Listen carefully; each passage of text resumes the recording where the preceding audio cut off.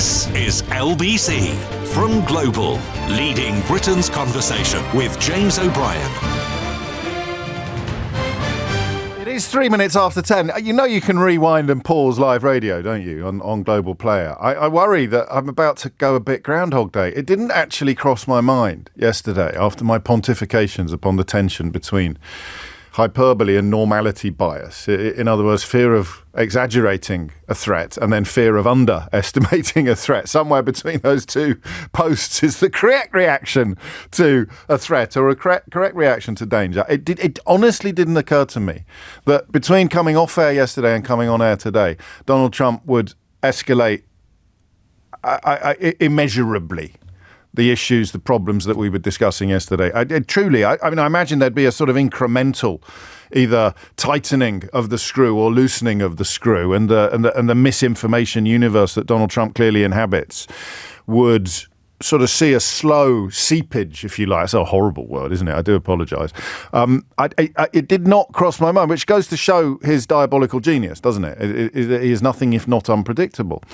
And it did not cross my mind that he would embark upon a farrago of absolutely blatant lies, secure in the knowledge that half of the world will have to pretend that they're not.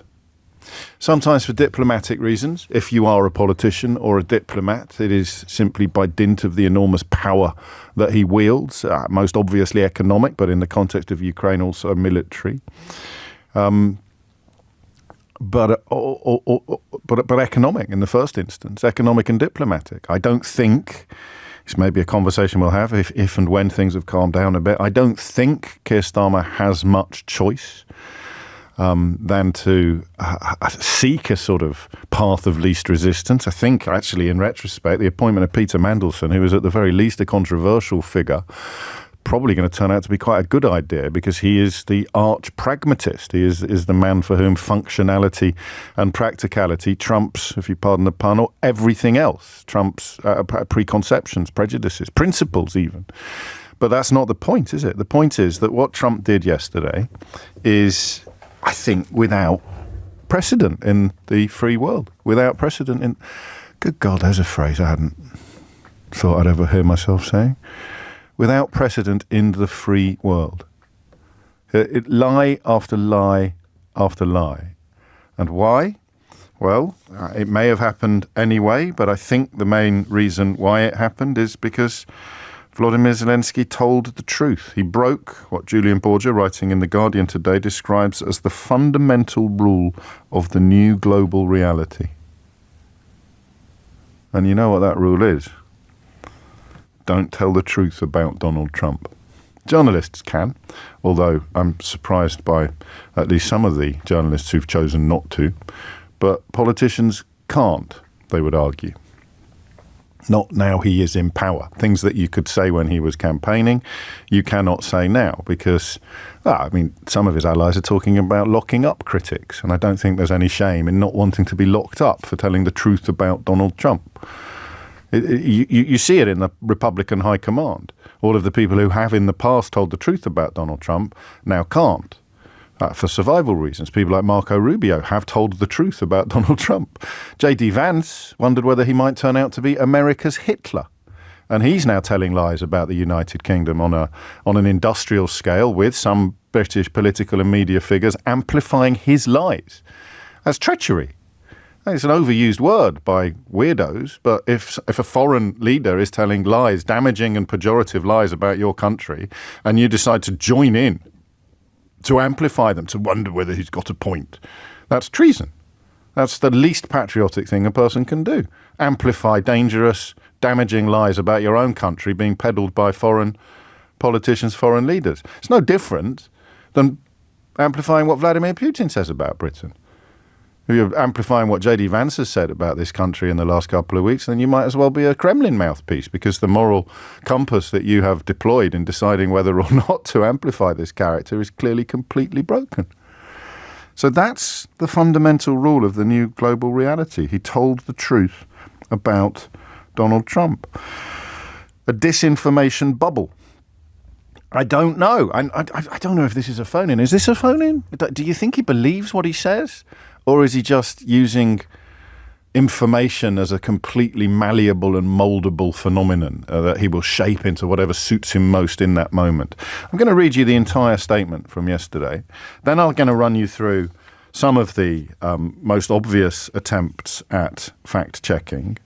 And then we are going to work out what we're going to talk about together. I've got Bill Browder coming into the studio at 10:45. I did one of those strange, it's not that strange when you think about the circumstances. Eleanor and I were talking yesterday morning about how important it is to find out what Bill has to say about things. And then in the course of yesterday's programme, Bill got in touch saying, do you fancy a chat about what's going on? And I said, yes, and that is great minds or something.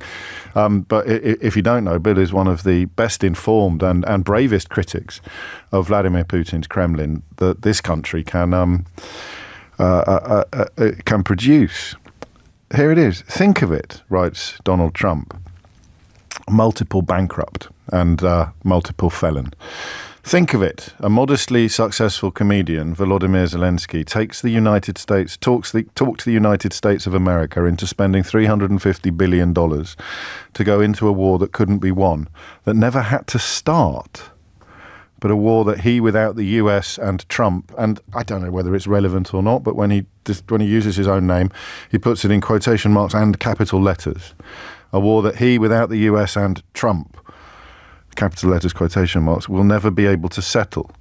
The United States has spent $200 billion more than Europe, and Europe's money is guaranteed, while the United States will get nothing back.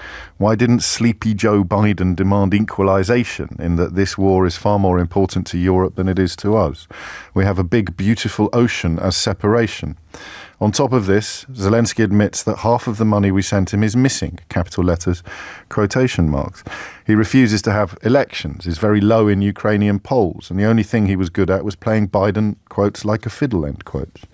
A dictator without elections. Zelensky better move fast or he is not going to have a country left. In the meantime, we are successfully negotiating an end to the war with Russia, something all admit only Trump, capital letters, quotation marks, and the Trump administration can do. Biden never tried. Europe has failed to bring peace, and Zelensky probably wants to keep the gravy train going. I love Ukraine, but Zelensky has done a terrible job. His country is shattered, and millions have unnecessarily died. And so it continues. So the first question you have is how you account for the vituperative nature of this response, the viciousness of it, the violence of it. I think part of the answer is contained within that conspiracy of silence. If the truth starts spreading, then everything is under threat for Donald Trump. If people start telling the truth about him and his inhabitation of a disinformation bubble, then everything starts falling apart. It's so interesting, isn't it, to think, I don't know why the eating cats and dogs thing echoes in my mind quite a lot. It's all lies. It's all lies. Everything he does is lies. Every single thing he says is lies. And to point it out is to threaten the whole structure, the whole infrastructure, the whole house of cards. Extraordinary. You know, he's not a criminal, except he is. He's telling obvious and provable untruths about a country that, I mean, Zelensky got a standing ovation in Congress about 3 years ago. Nothing's changed, except the continuing shock at his country's resistance of Vladimir Putin's illegal invasion. Let's just run through a couple of things, not necessarily just in that statement, but some of the other things that Trump has said. He is not as popular as he was at the start of the invasion, but the most recent poll in February found that 57% of Ukrainians trusted him, up from 52% in December. Politicians critical of Zelensky believe that now is not the right time for elections. I don't think we had elections in this country between 1935 and 1945, did we? Because guess what? We were at war. We had more important things to worry about. Our position, says a member of a rival party, is that during a war there is no room for politics. It would be the end for Ukraine. To start political or election activity would mean Putin's victory the next day. That's a former head of the security agency and an MP for the party of Zelensky's major rival. The other thing he said, you should have ended it 3 years ago. You should have never started it, the war. You should have made a deal. I don't think I need to remind anybody listening to this that Russia's invasion of Ukraine was unprovoked. The whole world condemned it. 24th of February 2022. Up until that moment, Zelensky was constantly offering to meet Putin. 5 days before they rolled into Ukraine, he said, we are ready to sit down and speak, pick the platform that you like. In order to stop Moscow launching the invasion, it didn't work. The US declassified and released intelligence reports exposing the plans to attack and explaining the harsh economic sanctions that would follow.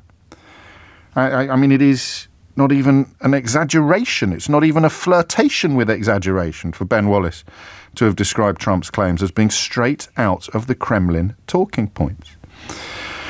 The claim that the US gives more aid to Ukraine is a little bit harder to pin down, but Europe counted this as the sum of the EU and individual member states has allocated about 132 billion euros in help for Ukraine, compared to about 114 billion euros from the US. There's also a further 115 billion, according to the tracker. Germany and UK, the largest national contributors respectively, third and fourth. The US is first, but you add all ours up. As a percentage of GDP, the biggest donors are actually Estonia and Denmark, Lithuania, Latvia, Finland, Sweden and Poland, would you believe? So as a percentage of what you've got to give, these are the biggest donors. I could go on, but you know it. That's the bit I keep stumbling over now. You know all this. I mean, it's probably a little bit early to speculate on how on earth the people who even a week ago were somehow suggesting that people get very worked up about Donald Trump, people get so overexcited about it. Yeah, people who understand what's going on and people who pay attention were very, very worried about what Donald Trump would do, particularly in the first instance with regard to Ukraine. But I don't think any of us expected him to become an absolute sort of impersonator of Vladimir Putin. I don't think anybody realistically expected him to come out in terms with precisely the propaganda points that the Kremlin has inserted into millions of social media accounts around the world. And that's what Zelensky means by the misinformation or the disinformation bubble. He is peddling lies that the Kremlin use to keep the truth untold. And you can do it in a country like Russia because you have control of almost everything. But the fact that social media has crept up on populations like ours and America's and Romania's and Germany's without people realizing that what was being done is something else that we touched on yesterday. 16 minutes after 10 is the time. I don't know what happens next. You know? I don't know what this means. The Telegraph carried an extraordinary headline on the sort of supplement, the features supplement inside it, asking what happens after Zelensky. And your initial reaction to that is, God, the Kremlin are going to be loving that front page. But it's a pertinent, or at least a valid question. Mark tells me Donald Trump's already called himself a king this morning. I don't know whether that's true or not, but it wouldn't be surprising if he had, would he? So I think we might talk today about ourselves, about each other. How do we, because, you know, it embarrasses me to say, there are people in my line of work who are still warm towards Trump, who are still towing the Trump line. Murdoch and the Daily Mail have been pretty outspoken today about what an incredible breach with convention, how unprecedentedly awful this is. Trump appalls world with dictator blast at Zelensky. Well, not the whole world. I don't know who you consider to be Donald Trump's biggest cheerleaders in this country, but I think this must be the first time in living memory that Nigel Farage has been turning down interview requests. Don't you? Imagine how tough time he's having. At least he won't have to choose between his two favourite foreign politicians, because it turns out they both believe exactly the same things about Ukraine, or at least Donald Trump claims to. They both probably know they're lying. So how do we survive a disinformation bubble like this? When the most powerful man in the world arguably the two most powerful men in the world, certainly the two most powerful men in our world, because I don't think the Chinese influence is anywhere near as great on the average British experience. So the two most powerful men in our world, the two leaders of what were once sworn rivals in the Cold War, are now the political equivalent of a Billy Bunch of Numbers Twitter account with a bulldog avatar and a menu of misinformation and lies. What does the pushback look like?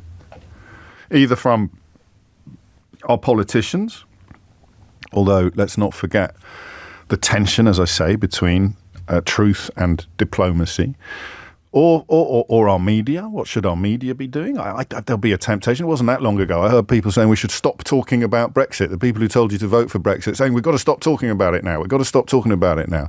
Are they going to say we've got to stop talking about Ukraine? We've got to stop talking about Trump. Why is everyone getting so worked up about Trump?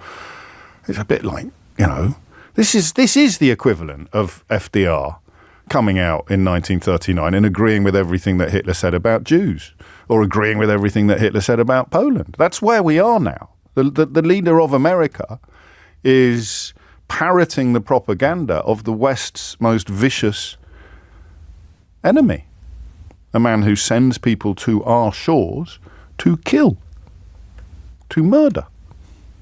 So what on earth does pushback look like? 0345 6060 973 is the number that you need. What do you do? I don't know that we've ever faced this before in the West. Correct me if I'm wrong, but we've never had the reins of power being held by propagandists and liars. I know what you don't do. You certainly don't amplify people like J.D. Vance maligning your own country and pretend that there's some sort of philosophical or political point to make. You don't tell lies about people getting arrested outside abortion clinics in order to, avoid the reality of having been a cheerleader for the sort of filth that Donald Trump now represents. But for everybody else, what on earth do you do? I can't talk about this every day, can I? What do you do when the leader of the, quotes, free world is in the pocket of the man who hates the free world? When the leader of the, quotes, free world is a puppet and a stooge in propaganda terms for the greatest enemy the free world has? And Donald Trump parroting. And that's what I meant by not expecting this escalation. So Ben Wallace, a Conservative Secretary of State for Defense, going right there, talking about how Trump was parroting Kremlin talking points before he went in on the lies about dictatorships and gravy trains. I don't know what you're supposed to do in this space. I really don't. 0345 6060 973 is the number you need. So, I mean, we probably still need to spend a little bit of time understanding how this has happened. Because that's the maddest bit about all this, isn't it? How has this happened? I felt a bit like January the 6th yesterday, when, of course, Donald Trump sent a murderous mob to the cradle of American democracy with an expressed ambition to murder his own vice president. And you sort of thought, oh, thank God for that, in a way. You thought, oh, thank God for that. No one can hang on to the idea now that he's anything other than all of the things that he obviously is. Some of the British cheerleaders for Donald Trump say, oh, he's really crossed the line now. Fast forward a couple of years and it's, oh, congratulations, Mr. President. Welcome back to the White House. So I felt a bit like January the 6th yesterday, but without that naive optimism. Without that naive optimism that, well, there it is now.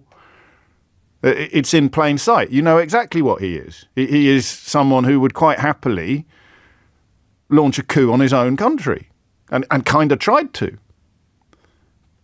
But that naive optimism's not there now. So you can say here he is now abandoning Ukraine. The one thing that every strand of British political thinking in this country has been united on, we must help Ukraine. We must support Ukraine. Putin is an illegal invader and occupier of sovereign territory. Funny how Brexiters suddenly disappear. Well, people like Farage and his mates disappear over the horizon when real sovereignty is under threat, as opposed to their sort of fish-faced, confected nonsense about sovereignty. It's there.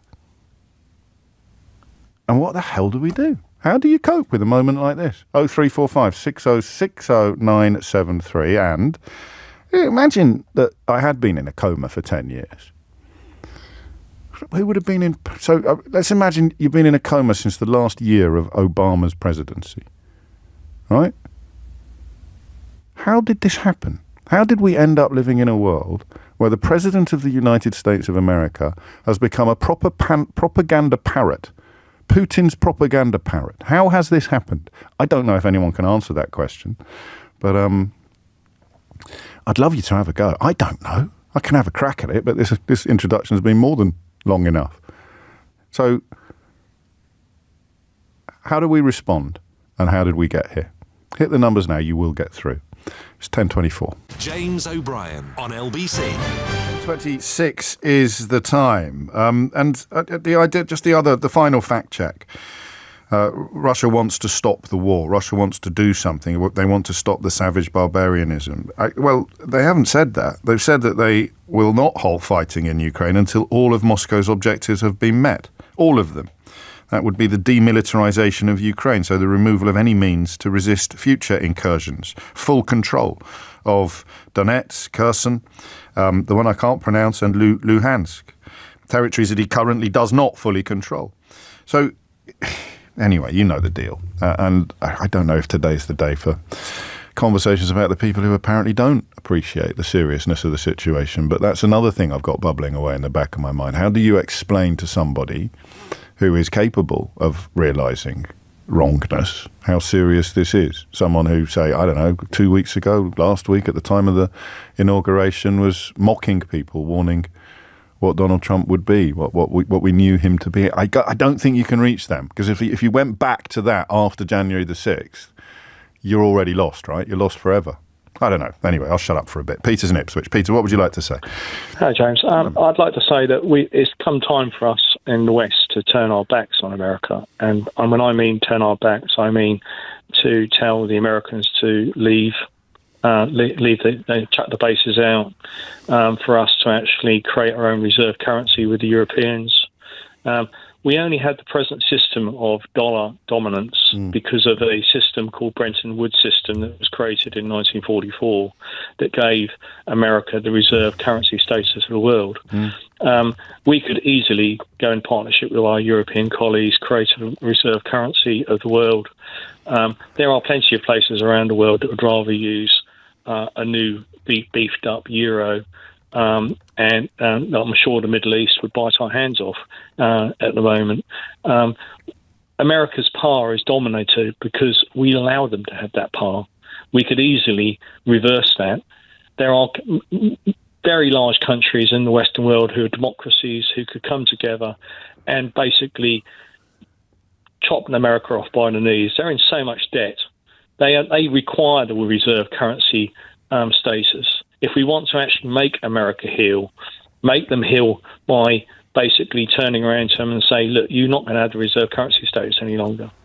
And we, Europeans, you're not in line with our values any longer. Well, that is actually, unintentionally, you've made me work out why they're so keen to promote the far-right parties in European countries, of course. Yeah, because possibly as a caution against or a fear of what you're describing. A completely united Europe could actually go toe-to-toe with a rogue United States, even if it was supported by Vladimir Putin. The EU together is the size of the American economy, all right? We have 500 million consumers compared to 346 consumers in America.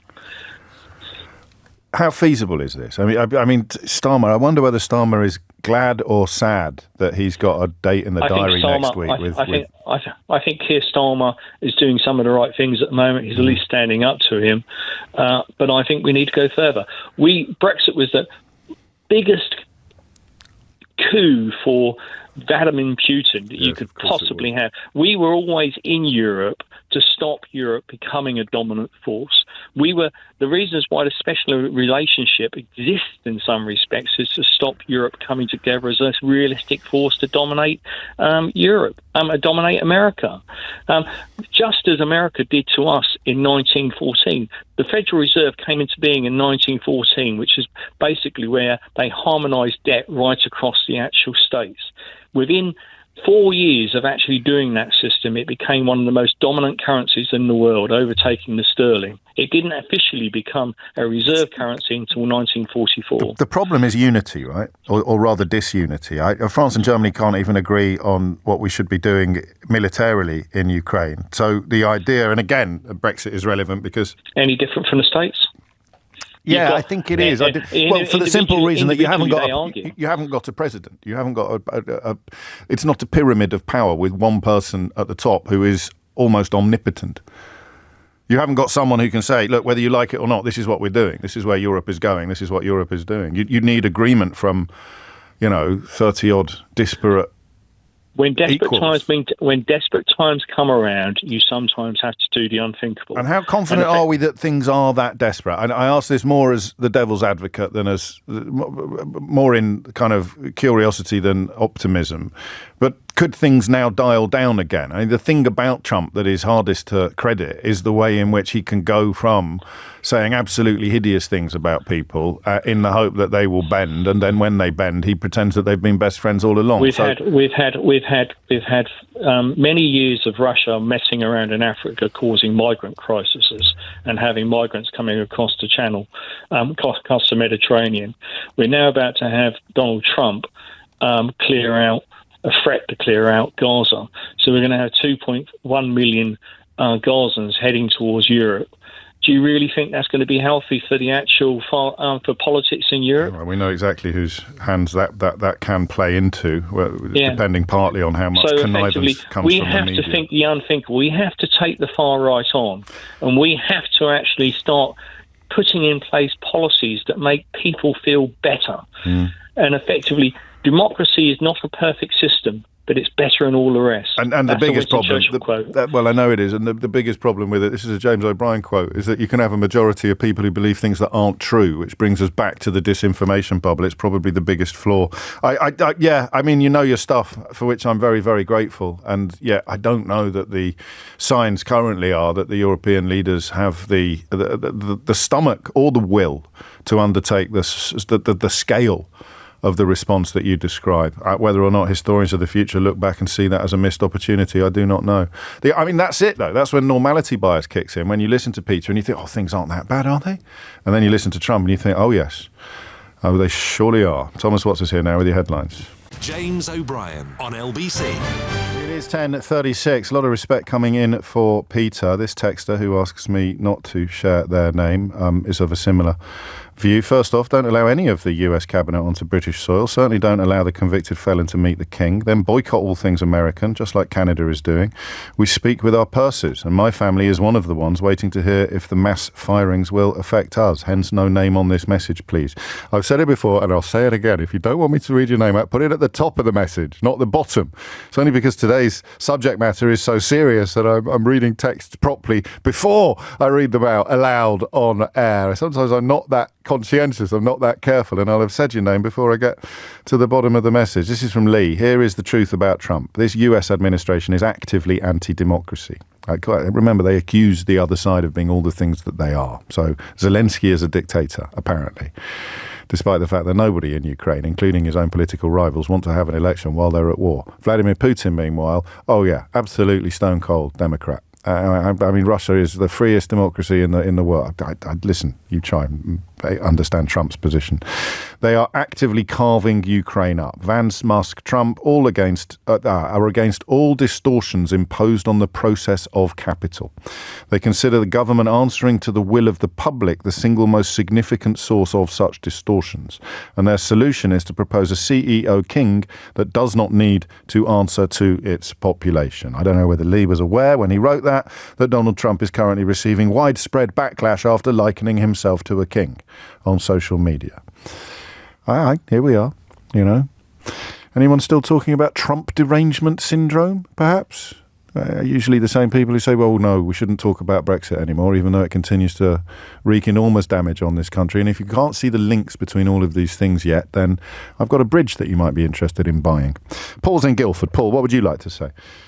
Hi, James. Thanks for taking my call. I just wanted to pretty much echo what your previous caller, Peter, said, but I'm by no means particularly educated on the situation, but I think that the rest of the world, at least the democratic world, needs to join together to try and combat some of what's going on in the US. Almost, trying to get in front of what Trump's doing. I think trying to form another NATO without the US in it is going to be too complicated and risky. So I would first start with trade and try and combat the tariffs he puts on countries. For example, if he puts a 25% tariff on Canadian wood, then the rest of the world that's in this, loose trade structure drops tariffs to zero to try and help Canada out as a way of, squashing those the effects on Canada. So you develop a sort of you're either with us or against us type scenario. I think treaty-wise that's pretty hard to do. Negotiating that kind of single market would take decades, not months or years. The best chance you've got is the European Union acting as one, but of course we're the geniuses who left it. Well, yeah, exactly. But I suppose that maybe you'd start with the EU, with them trying to combat it. As the previous caller said about the number of people in the EU is significantly higher than the US. So they're going to have some... And that is why, it's incredible when that happens, isn't it, live on the radio? Because you sort of think, why are they so interested in promoting these far-right parties in Europe? Well, what's that all about? What's in it for them? And you realise that if they are embarked on a sort of mercantile imperialism, prepared to abandon allies like Ukraine in pursuit of ever higher rewards for them and their cronies, which is one of the historical hallmarks of fascism, then a united Europe is actually the biggest obstacle on the road ahead of them, especially if they've already got into bed with Vladimir Putin. They've got shared agendas. They're dishing everything up like a sort of Molotov-Ribbentrop pact. It is a united liberal democracy in Europe that is the only real obstacle they have to overcome to carry on. And therefore, getting the far right into power in places like Germany becomes a really obvious tactic. It's not mysterious at all. J.D. Vance, of course, electing to sit down with the leader of the AfD as opposed to the elected Chancellor of Germany. It's all there. Once you start putting the jigsaw together, some of the pieces slot in almost unaided, don't they? Absolutely, yeah. And do you think, Elon Musk's involvement with AfD and... out for them. That was the bit. That's the bit of the jigsaw that today is slotted. Yeah, thank you. That was the bit. Because why are they interested in this? Why do they like Farage so much? Although that's gone a bit sour, hasn't it, that relationship? Why do they like far-right politicians in continental Europe? Answer, because they can't deal with a united Europe. A united Europe is potentially as strong or almost as strong as they are. It's the same reason why Putin desperately wanted Brexit to happen, because everybody in countries like Ukraine looks westwards and thinks, aye, we'll have a bit of that. That looks nice. Why are we living under this Russian yoke? Why are we living under Putin's jackboot when we could be living like that? So what do? If you're not going to take your jackboots off, you have to make the view to the west worse than it is. And how do you do that? Well, welcome to Brexit Britain. And look at what people like Liz Truss are saying about our country. Look at what these people are saying about our country. Braden's in Croydon. Braden, what would you like to say? Oh, hi, James. I just wanted to come at this with a bit of a different angle, really, about how to approach the people in this country who kind of side with Putin. Your colleague, who I was just on the phone to, said you may have in front of you a YouGov poll that showed 1 in 10 reform voters think it would be better if Russia win. Yes. So I just wanted to give you an approach of how to kind of attack this and to win over the other 9 out of 10. So for me, as someone who took a deep interest in the Russia-Ukraine war when it went off and reading back through the Russian history, I think even if I said the word espionage to you, the first country that would come into mind is Russia. So I think if our media focused on the historical importance of espionage during the Cold War and how after the USSR fell, that was one of their key weapons. And just over the last 30 years or so, You know, they've been biding their time, building it up slowly. I mean, we saw it. Well, I don't know that I agree with you on this. I don't think that they need spies in the conventional sense anymore because they've won this social media war.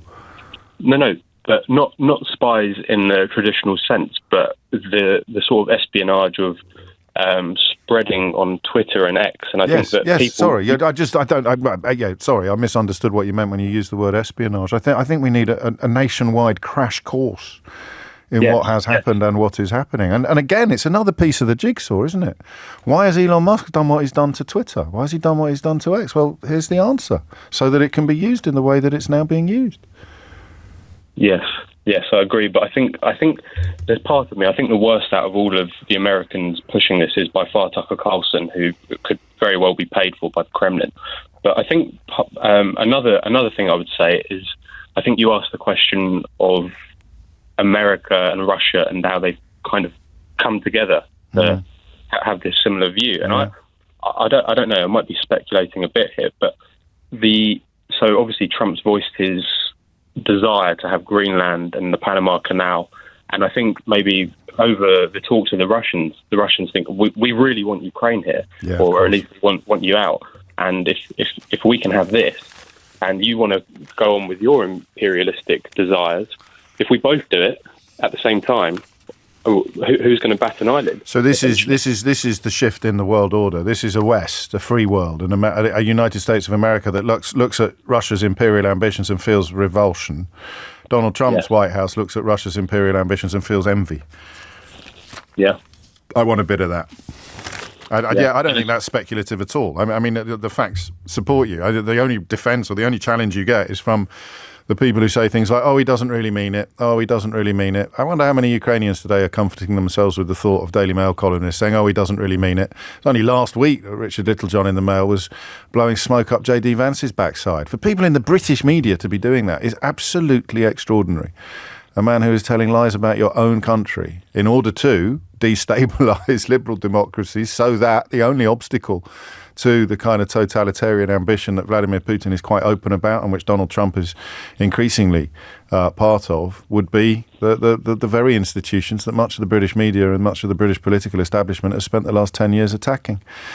Oh, how the world turns, eh? A few of you are asking me what Boris Johnson might possibly have to say about this. And the answer, if you don't know, is that he did try to say something yesterday, shortly before Donald Trump completely humiliated him by acting in a way that made a mockery of what Boris Johnson was trying to say in support of him. And I'll share some of that with you shortly. But I can tell you that after the next junction, Bill Browder, Sir Bill Browder to you, will be joining us. And well, I'm just on a personal, never mind a professional level, I am fascinated to learn how somebody who has been tireless for years in opposition to Vladimir Putin's kleptocracy and dedicated to the mission of making sure the rest of the world knows exactly what he represents, how on earth he is processing the discovery that the White House is now in lockstep with the Kremlin. James O'Brien on LBC. 10:49 is the time. Here's something I haven't said before on the programme, but has anyone checked in on Nigel lately? Is he all right? Normally you can't turn your television on or your radio.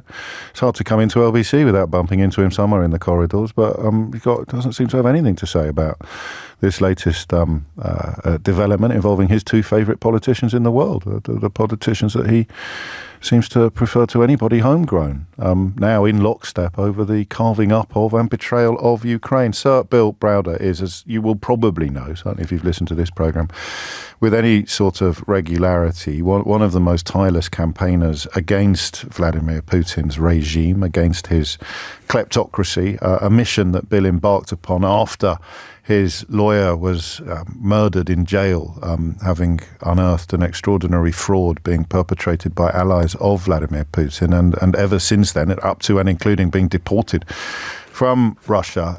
Bill has been working with running the Magnitsky Foundation in pursuit, well, originally of Russian malfeasance, but latterly the whole world. And before we get on to the Russian question, I was thinking earlier of one of the Magnitsky laureates. I was thinking of Maria Ressa, actually, from the Philippines, who possibly we didn't pay, we very loosely as a population, not you and me, didn't pay enough attention to when she talked about the role that social media was playing in turning everything upside down.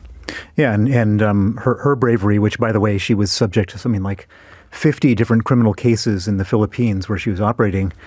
And she won the Nobel Peace Prize for her defiance, exposing the criminality of the then Duterte regime, which was their dictator at the time, who's no longer there, actually. So, she, in a broad way, she won, and the bad guys lost. But it reminded me of Romania, the idea that you can get a population to vote based on believing things that are not true. And that was where she was one of the first canaries down the coal mine to warn how that was happening in real time in the Philippines. We've seen it happening in Romania. And now we come to the story of the moment, which is the President of the United States of America not just inhabiting the disinformation universe that Volodymyr Zelensky described, but actively promoting it. How shocked are you by this development on a personal level? Well, I mean, back in 2018, when Trump was meeting with Putin in Helsinki at that famous Helsinki summit, Putin asked Trump to hand me over. And Trump said, yeah, I think it's a good idea. And so I'm probably less shocked than most people. I mean, I've been praying and hoping and thinking, maybe it's not going to be so bad. Maybe this was some one-off or whatever. But what's happened over the last 48 hours, not even the last 48 hours, over the last week, because this stuff was coming out before he was saying all the crazy stuff on Truth Social. He had Pete Hegseth, the defense secretary, saying that Ukraine couldn't be part of NATO and that, they're going to have to give up 20% of their territory and so on and so forth. And then you had J.D. Vance, the vice president, at the Munich Security Conference where I was there at that moment, who was basically not saying anything about Russia or China or Iran, but then attacking Britain and Germany and Romania.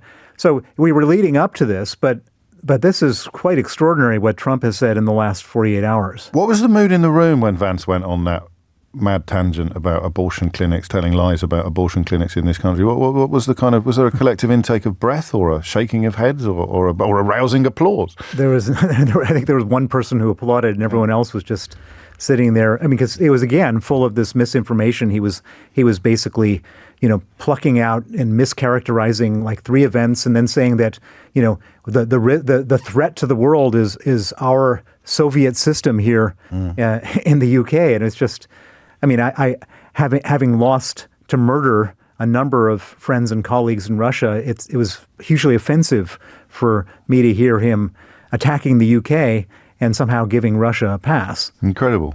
I mean, those words are not hyperbole. Having lost to murder friends of yours who have been critics of Vladimir Putin, and then sitting in a room where the Vice President of the United States of America gives that regime a free pass and pretends that there's some sort of conspiracy unfolding on these shores. Before we get on to some of your very important answers to the question of how the West could respond, how it could essentially accommodate what is fast becoming a new world order, why is Donald Trump doing this? Well, every time anyone talked about this before, they called it the Russian hoax. Yeah. They said the Trump derangement syndrome, all this kind of stuff. To this day, nobody knows why. But, there was a major investigation that was done into this whole thing. It was called the Mueller investigation. And there's a 200-page report, which has all sorts of interesting stuff in it.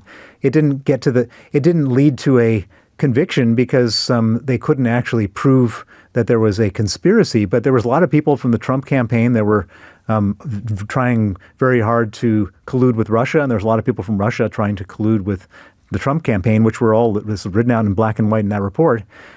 They were never able to find the smoking gun where they had connected. But, who knows? It could be, in the most generous terms, maybe Trump is trying to restructure global relations and turn, Russia against China. That's the most generous explanation. A less generous explanation is that, Trump wants to do some business, in some way with Putin. I don't think at this point it matters why he's doing it. What matters right now is that he's doing it. Yes. And what matters is how do we respond to what he's doing? And I think that is the critical question of the moment. And we have to respond, and we have to respond robustly, because if we don't respond robustly, then, we will end up in World War III over here. And independently. We have to respond robustly and independently of the United States. So what does that look like? What would your prescription be? Well, as far as Ukraine goes, which is my main concern at the moment, what is Donald Trump's leverage? How can he impose a horrible surrender on Ukraine, which is basically what he's trying to do? And the answer is he can do so by saying that the United States is going to cut off the financial and military aid to Ukraine. And that's a very real threat. We saw that happen. Trump did the same thing temporarily in January of last year. He got Mike Johnson, the Speaker of the House of Representatives, to not vote on a U.S. aid package.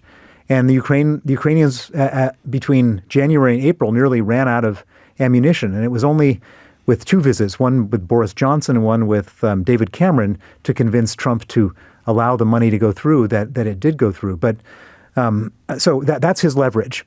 So what do we do about that leverage? Well, there's a very simple, easy answer. And I was at the Munich Security Conference arguing for this. And I've been saying this for the last 2.5, 3 years, probably here on this program, which is that when the war started, the first thing we did as allies in the West, allies of Ukraine, was we froze $300 billion of Russian central bank reserves. We froze that money, and it's sitting, most of it, I think 287 billion of the 300 is sitting in Europe, here in the UK and Japan, and et cetera. I think 13 billion is sitting in the United States. We could confiscate that money and continue to support Ukraine financially so that they can continue to fight off, to defend themselves. This is not like an active war where they're doing terrible stuff to Russia. They're defending themselves, and we could give them that money to defend themselves. And so at the point in time when they have the maximum leverage, that's when they can try to achieve a peace treaty, as opposed to being told to surrender on terms clearly not favorable to them by a man who clearly disfavors Ukraine, who thinks they're the enemy and that Putin is somehow the good guy in this whole story. Right, whether he actually thinks it or not is moot, isn't it? Because that's certainly the motivation. It doesn't for matter. Behavior. But we could confiscate that money. And so, what obstacles have you encountered with foreign governments? I know you have the ear of a lot of very powerful people. As you say, you've been banging this drum for 2.5 years, as have many prominent Ukrainian politicians touring the West to do so. So, what have been the biggest obstacles to actually someone signing off on this? Or well, the first argument against it is it legal? Yeah. The money is Russia's sovereign reserves, and it's protected by sovereign immunity. And then that argument was overcome because there's another legal principle which says that if a country does terrible stuff to another country, they're entitled to damages. And of course, Ukraine is entitled to much greater than $300 billion of damages. And that was overcome by all governments. We made the decision. We said it'll be okay to seize the interest from that money, just not the whole amount of money. And so we've already crossed that Rubicon. And then you've got this new argument that's been hanging out there, which is, well, it might upset the financial markets. Well, first of all, I come from the financial markets. I spent 25 years of my life as a top financier, and I can tell you it won't upset the financial markets. But more importantly, what I can say, what will upset the financial markets is if Ukraine falls, then the next stop for Putin is Estonia, Latvia, or Lithuania. And what happens when Ukraine falls? We end up with 15 or 20 million Ukrainian refugees fleeing to our shores and European shores. And by the way, we're going to have to dramatically increase our defense spending, which we're going to have to do anyways. And so I think it's an absurdity. Not at this point in time, we need to take that money. And I think that we're getting there. I met with 7 European foreign ministers at the Munich Security Conference. Every single one of them said, we have to do this. We have to do this now. And that was before the latest intervention. That was before. From Donald Trump. And so the major bottleneck now is that there's an election going on in Germany. Germany is the most important country in the European Union, and we need a new chancellor in Germany, and we're going to get a new chancellor in Germany. And the new chancellor will most likely be the Christian Democrat. His name is Merz, and he's supposed to be better than the previous guy, Olaf Scholz, who was basically 1 foot forward, 1 foot back on this whole thing. And So I was listening to you talking before I came on, and there was a lot of despondency in your conversations. Don't say that. and I would say that we don't need to be despondent. We need to basically. And what I would also say, that there are things that can be done. There's things that can be done. And by the way, however awful you're feeling right now, and I'm feeling right now, well, so is every prime minister of every European country right now, and they're thinking about what do we do. And so, I mean, in effect, by the statement, Trump has radicalized everybody to get over all this dysfunction in Europe. Because you can't pretend anymore. You can't sort of normality bias doesn't work when you're confronted with a threat as real and as obvious and as plain as what he has stated in terms. And if Ukraine has this money, then Ukraine can live to fight another day. One more thing while I have you, and it's something that I only really know because of some of the people I've met through you when I found myself at Magnitsky events sitting next to foreign ministers from places like Estonia or Latvia. When you talk about that threat of further encroachment, further invasion by Vladimir Putin, that is something that the politicians in those actual countries absolutely fear and accept. It's not even a subject of debate. The ambition of Vladimir Putin is baked in to how those governments and how those countries operate. Well, they've all had ancestors that were rounded up and sent to Siberia to be killed, and so they all know what Russia is capable of, and they're all the ones that are spending 5% of their GDP on defense. They're the ones putting all this stuff out there, but the really scary thing is they're also the ones that are dependent on U.S. troops, NATO troops on their soil who they believe will protect them. And I think there's a very real chance, I would say a high probability at this point, that as part of Trump's, quote, peace negotiation, he'll agree with Putin to withdraw American troops from Estonia, Latvia, Lithuania, and Poland. And if he does that, then we better get some more of our troops in those countries fast, because we're going to have to defend those countries and defend ourselves if this situation goes the way it looks like it's going. And once again, we return to the question of what exactly we were supposed to be so spooked by when people warned about the formation of a European army a few years ago. But that's a conversation for another day. I want to share a complaint with you, Bill, if I may. Sure. It's from Carl on the Isle of Wight, and he writes, "You don't have Bill on enough. Sort it out, please, James." Desperate times. Sir Bill Browder, thank you. I suspect we'll be talking again in the not too distant future. And I am always grateful, as are my listeners. I'll read you some of the other messages coming in. This guy is fantastic. Bill Browder is inspirational. Just a taste of the kind of comment that's coming into the studio. It's 11:03. James O'Brien on LBC. 7 minutes after 11. That was a good booking, wasn't it? The much-needed introduction of some optimism, for want of a slightly better word, into our conversation, because, of course, there are things that can be done. They're big things. That's why you need kind of out-of-the-box thinkers like Bill Browder to shed light on some of these issues occasionally. The idea that you can, I mean, rewriting the rules of how the world currently operates is such a rare prospect that you kind of balk at it. But you've got to do something very, very different from what has gone before because of what is happening now.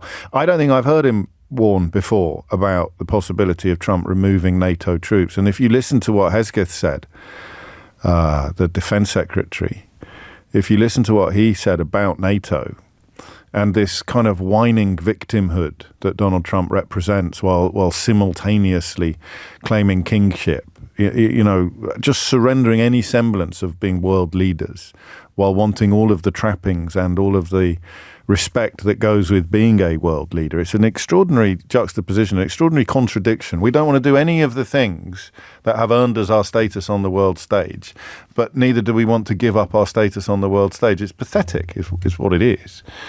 But that is not as shocking, perhaps, as it should be, the idea that any negotiation would involve.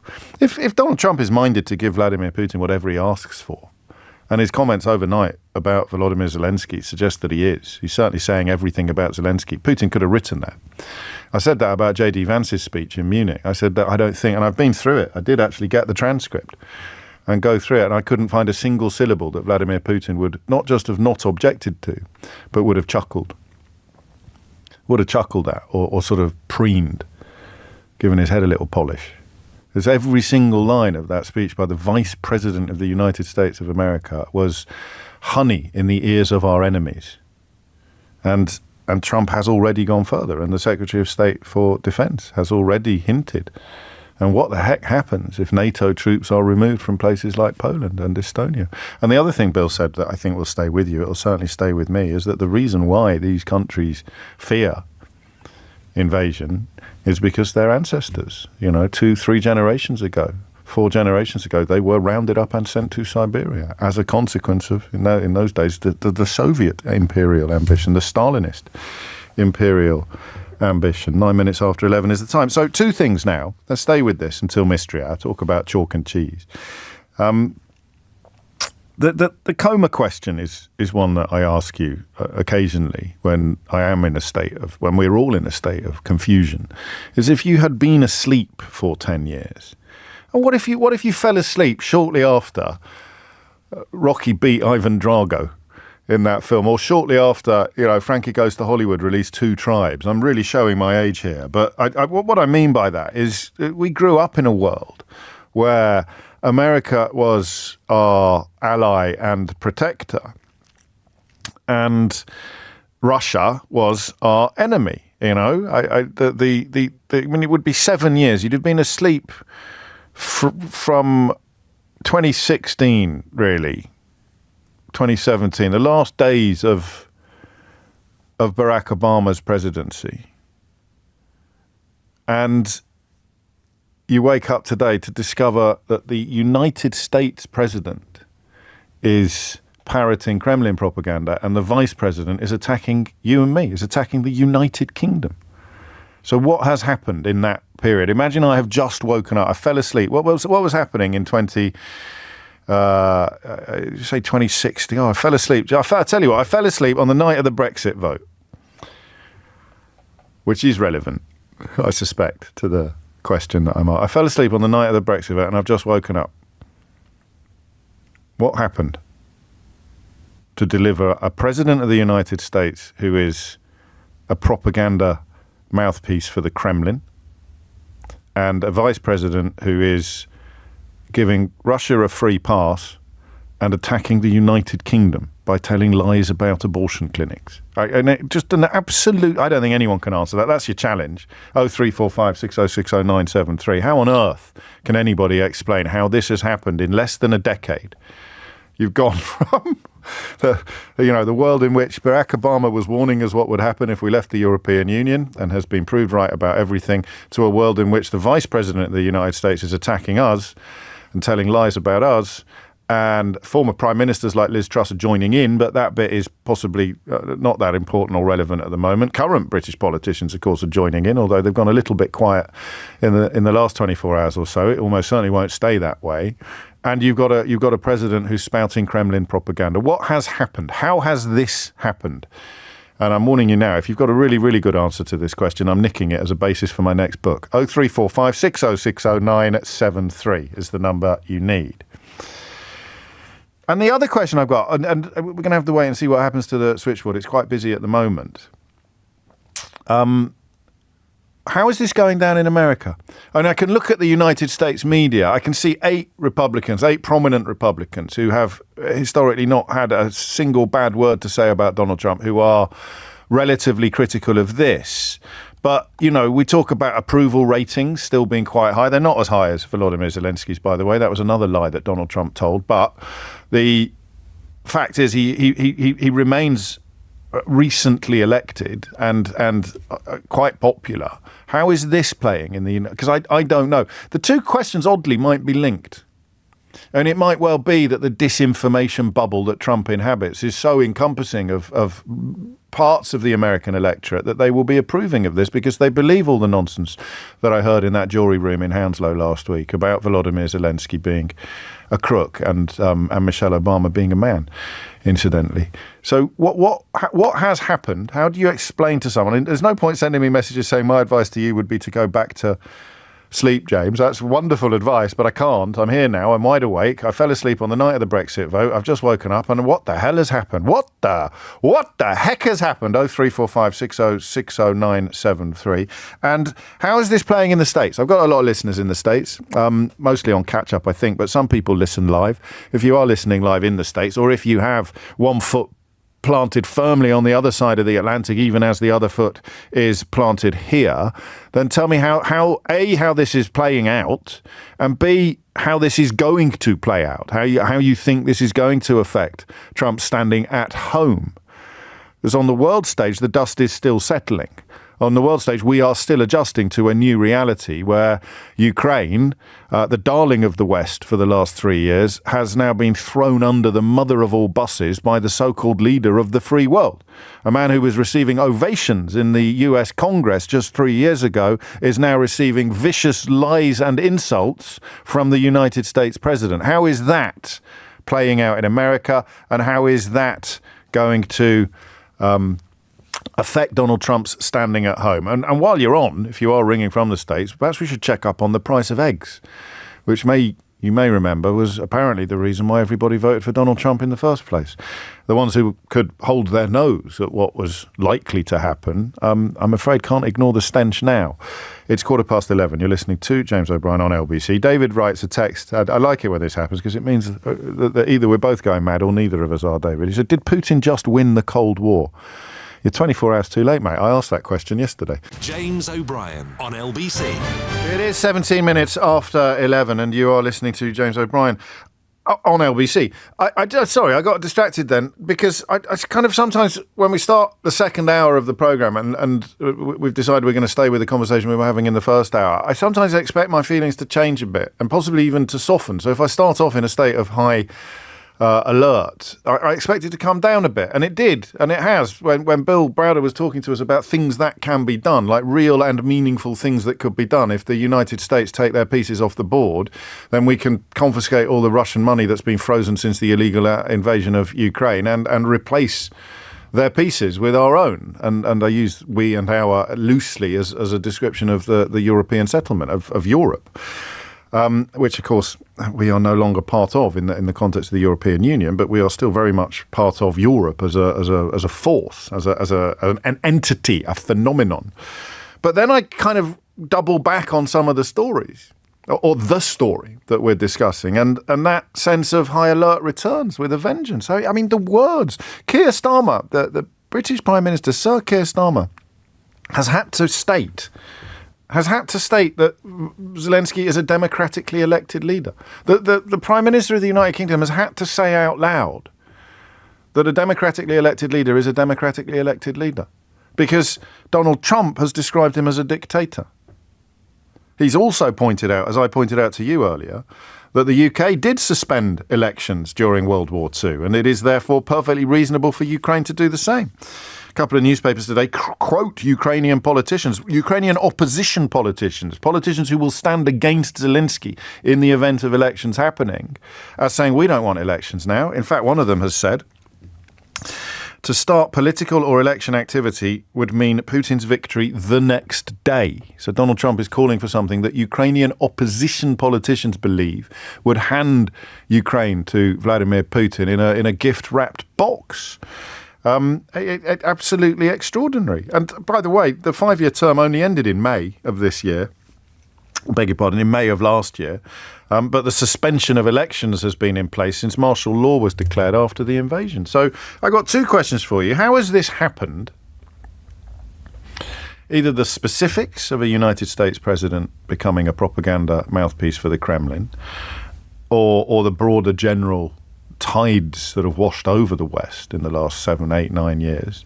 And the second question is, how is it affecting Donald Trump's standing at home, or how will it, in your view, moving forward? And to answer that, of course, you need a little bit more understanding of the domestic United States situation than I have from my perch here in London's fashionable Leicester Square. James is in Tokyo. James, what would you like to say? Hey, James, first-time caller. Welcome. Thanks for having me. You're very welcome. I haven't heard many callers from Tokyo on your show, so I'm not sure if it's a regular thing. You're not the first, but you are very welcome. Well, hopefully not the last. Exactly. So I wanted to kind of describe this phenomenon to my friend coming out of the coma in a slightly longer brushstroke, in that, it kind of stems from much further back. So to reference one of the previous callers, I do think the longer term economic aspect is very, very relevant. And so I'd be telling my friend, you remember that, those 5-6 decades of economic decline that we've been experiencing on an individual basis, relative to past generations. And you also remember the decades of the somewhat dissonant story we get told, that we're on the right track and just a bit more GDP growth and a few more tax breaks and we'll get there, which essentially has been all rectin and no vomit. And I feel like we've reached a point where there's been a reaction to that. It's finally kind of come to a head. And the reaction is one that I would describe as being quite childish, in that, if you promise a kid something, they don't get it, they're going to lash out. And I think a portion of the public have lashed out in a radical direction. But what I do appreciate is that the diagnosis they have, that they're being screwed over, is a very mature and adult one. They know they've been put through it. But when they've opted for this radical choice, they've only really had one slightly more radical option to go with, because the traditional parties are essentially one and the same at this point. They're not so different in terms of what they're doing. And the other radical option to the left had its legs cut off a few years ago and doesn't really exist now as a viable option. So I feel like people have been funneled down that path, given this bubbling kind of or brewing sense of neglect. I understand what you're saying. I think we're sort of nibbling at the edges of neoliberalism, are we? The kind of potentially. Yeah. So the amount of money is not the problem. It's where it's ended up, and yet. And this is not unique to our era. And the people who have benefited most from the system that we currently inhabit are also the ones who benefit from persuading huge swathes of the population that the system is rigged against them. And it's almost unbelievable that the richest men in the world are part of Donald Trump's campaign to blame the experiences of ordinary Americans on Puerto Ricans eating dogs and cats, or on Mexicans coming over the border. So that's the problem I have with your analysis. And it's one that Nick picks up in a text as well, saying normal, honest, it's all the left's fault. I know you're not saying that. It's normal, honest, working class people with genuine concerns about immigration and wages and the banking crisis that have been bullied by the left. They weren't listened to. They had nowhere to go. This is where Trump, Brexit and Farage come from. I mean, apart from the fact that the Tories have been in charge in this country for the last 14 years and they've been blowing up all of the balloons that Nick claims were ignored, the challenge here is to know how much of these, quotes, grievances, end quotes, are real and how much of them are a consequence of the disinformation bubble that clearly exists and that Zelensky correctly identified as being the space that Trump now inhabits. That's the problem. So if I go on Twitter, I could radicalise myself into believing that that white people are being written out of existence, that the UK Western values are under threat. It's all nonsense, even if it comes out of the mouth of the leader of the opposition. But if I believe it, then it's true, if you see what I mean. It's a real motive for my vote, a real motive for my action, but it's not built upon observable reality. No, absolutely. One thing I do want to kind of maintain my optimism, which is an optimism rooted in the fact that people are active, right? I mean, I'm living in Japan where people are quite apathetic and not particularly engaged with anything. So it's nice to see, people kind of on their feet and making a move. But to your point, I think a big part of the solution must lie in the technology that we're now using. There must be a rebalancing. So if we talk about social media as being the public square, which is often thrown around very, very loosely, I think it can be, but as it is now, it is not. The foundations on which this new kind of technologically driven public square is built are opaque to us, and I think the only way to manage that is to adopt it as the public square, but then to own and socialize the algorithms behind them. Because if you have somebody mouthing off in the public square, they typically get dealt with in a very old-fashioned way. Yes, that's up to including inciting racial violence, encouraging people to set fire to hotels, and then the Trump-Musk axis claims that they are being locked up for freedom of speech issues. I mean, that's the problem, isn't it? That's why the freedom of speech conversation has gathered so much pace, which again is built on lies. Yeah. It's because they're terrified of regulation, because with regulation they can't persuade people to believe the things that aren't true, that they need them to believe for their political project to prosper and to carry on. You say regulation of social media, and they say, you're censoring us. I say, no, we're just introducing consequences for lying. But that gets to the bottom of the problem, which may mean that it is a very long-term solution, and one that we have to stick with for a generation or two. And it goes to the root of education around freedom of speech, education on these new tools that we have that, frankly, I don't understand. No, and the people that did, we might not see the fruits. The people that did understand them got halfway around the world before, but the rest of us have got our trousers. That's why I mentioned Maria Ressa when Bill was here, actually, the Nobel laureate and the Magnitsky laureate, who really has written incredibly powerfully, as has Carol Cadwallader, of course, the British journalist, on what these technologies can do. And none of us took it seriously enough, even when Dominic Cummings was giving speeches about, quotes, physicists, end quotes, infecting the Facebook feeds of ordinary voters to get them to do what he wanted, regardless of the facts and regardless of reality. It's a huge part of it. 27 minutes after 11 is the time. I normally dismiss that as too straightforward. I've been asleep for 10 years. What the hell has happened? And in a nutshell, James's answer is social media. The question of whether or not the grievances that people like Nick feel have been ignored in a country where we never talk about anything else except these grievances are real or not to one side. You could not have radicalized yourself to the point that you honestly believe Volodymyr Zelensky spends all the money on yachts unless you spent an awful lot of your life online, the radicalized online right. That doesn't quite explain why Trump is now joining in. Maybe we'll never know. Jonathan is in Louisiana. Jonathan, what would you like to say? I think it's wrong for our president to call President Zelensky a dictator. I'm not sure where he's coming from. Mostly as a voter, I concentrate on the first article of Congress. I campaign actively for Congress people in districts in California here and Florida. I think Congress's original response when Kevin McCarthy became Speaker in 2022 was to support Ukraine, similarly to what the Democrats had done. Is that do you think that's what the average voter thought? I mean, if they gave any thought at all to Ukraine, the average Trump voter would have thought he was going to sustain support for Ukraine. Yes, I think the average voter thinks that sustaining a Cold War policy of opposition to Russian expansion is necessary. But I think the average Trump voter also votes very domestically. Of course, price of eggs, whatever else. MAGA way. But I think the importance of maintaining Ukraine is the crux of maintaining borders against Russia and for our allies was important from the very beginning. And but he's gone 100% in the opposite direction, hasn't he? I mean, you cannot. I'm not sure if he's gone in the complete opposite direction, but he seems to be disinclusive of Zelensky, which is disheartening, to say the least. And will it matter at home? If he gives Putin, as many people fear he's poised to do, gives Putin everything he wants, or tries to, will that affect much at home? I mean, I don't want to sound sort of aloof, but does the average American voter care much about this stuff?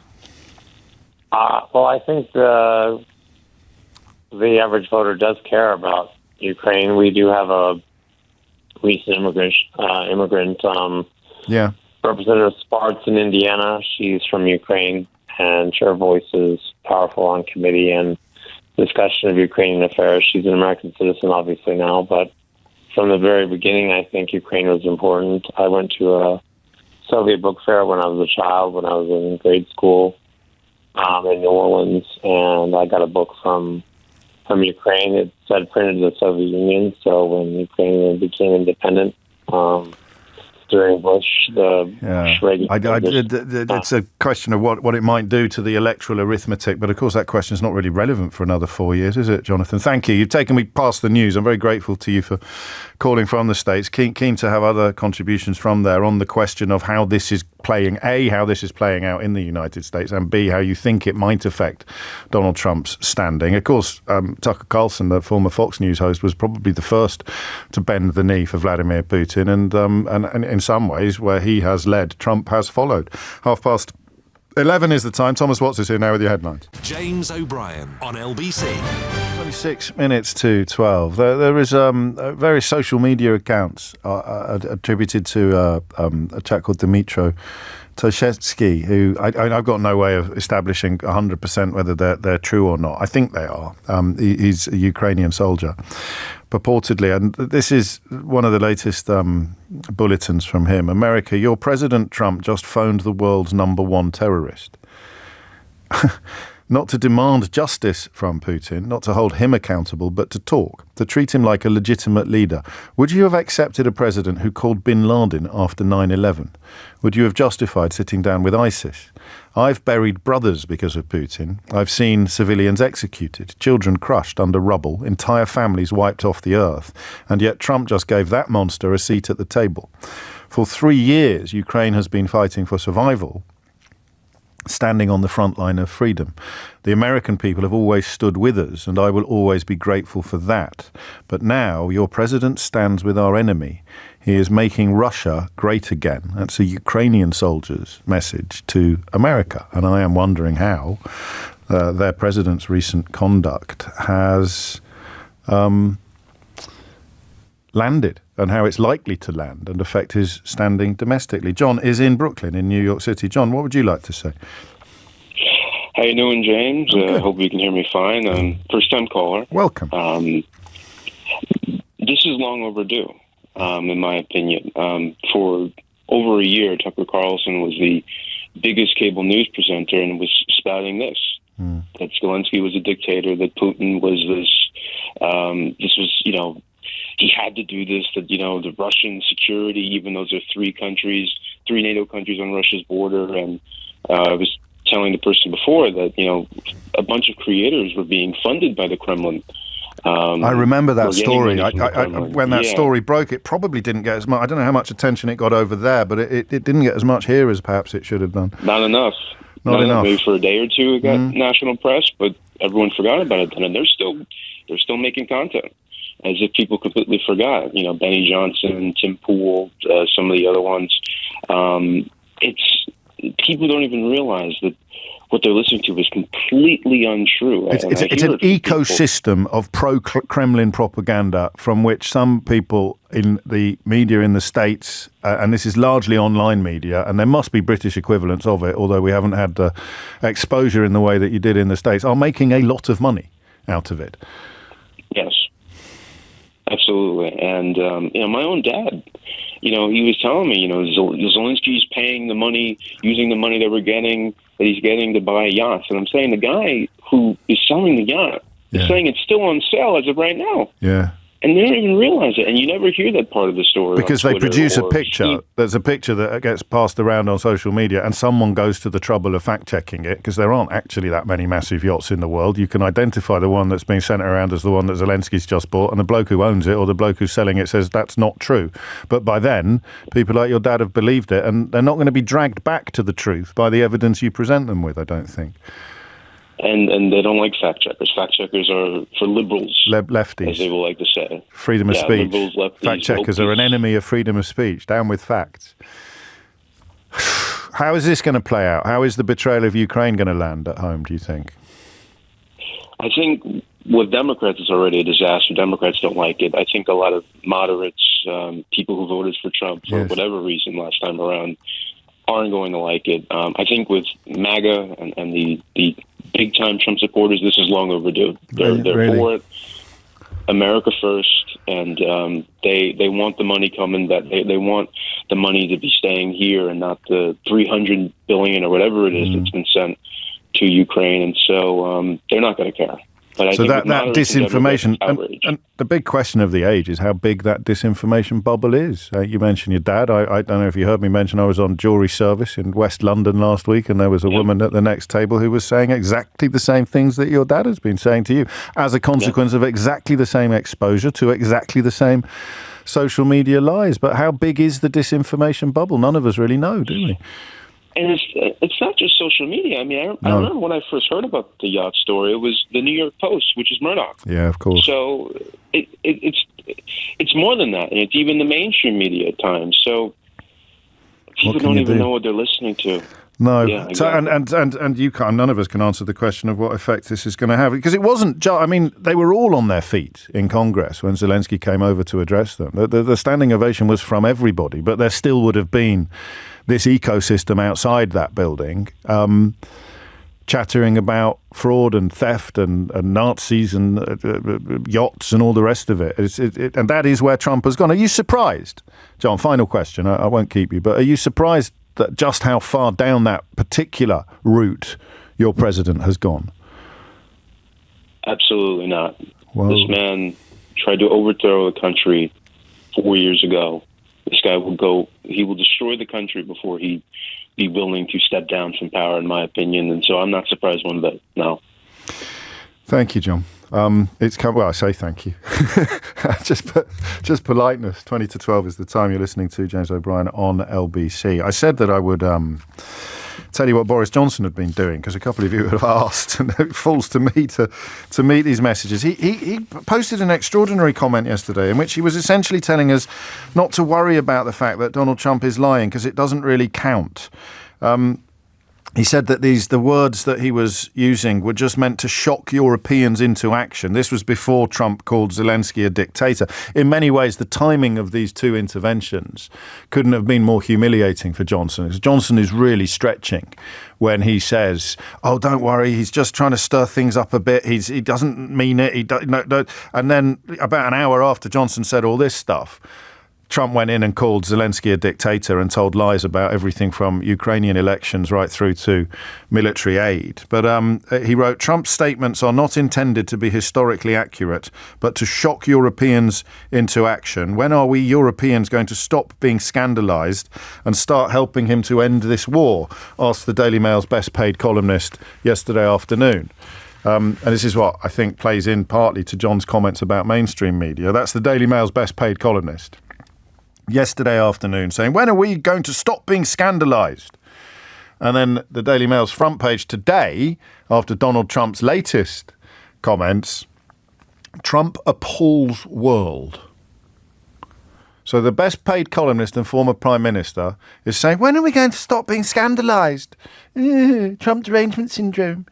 And then Trump goes so far in the next hour that his own employer, and he needs the money from the Mail at the moment because he's currently flogging photo opportunities for £121 a pop at a theatre in Glasgow or Edinburgh. His own employer has a front page describing how Trump has appalled the world. So presumably, the Daily Mail's best paid columnist was on the phone last night to the Daily Mail's editor saying, "Why are you being so scandalised? Why are you getting so scandalised?" Or, alternatively, Donald Trump is an absolute flump. Not Donald Trump, Boris Johnson is an absolute flump who doesn't really believe in anything, but had to come out with something to cover up the fact that, as with Brexit, he's managed to stake his entire reputation and in some sense, even though he's no longer in power, his country on a horse that hasn't fallen at the first hurdle, but has dedicated itself to cheating. 11:42 is the time. Cameron is in Glasgow. Will you be going along for a photo opportunity? 121 quid, I can get you in. I'm good, thanks, Jim. It's Edinburgh anyway. Sorry, there you go. My mistake. Carry on. What made you pick up the phone, Cameron? So I wanted to try and explain how we got here. And I think you'll hear a lot of the themes. I know you've spoken to Gary Stevenson on Full Disclosure. I have. You're welcome for the plug. And I think shifts in large-scale shifts in economic inequality always lead to a rise in conservatism, a rise in the right.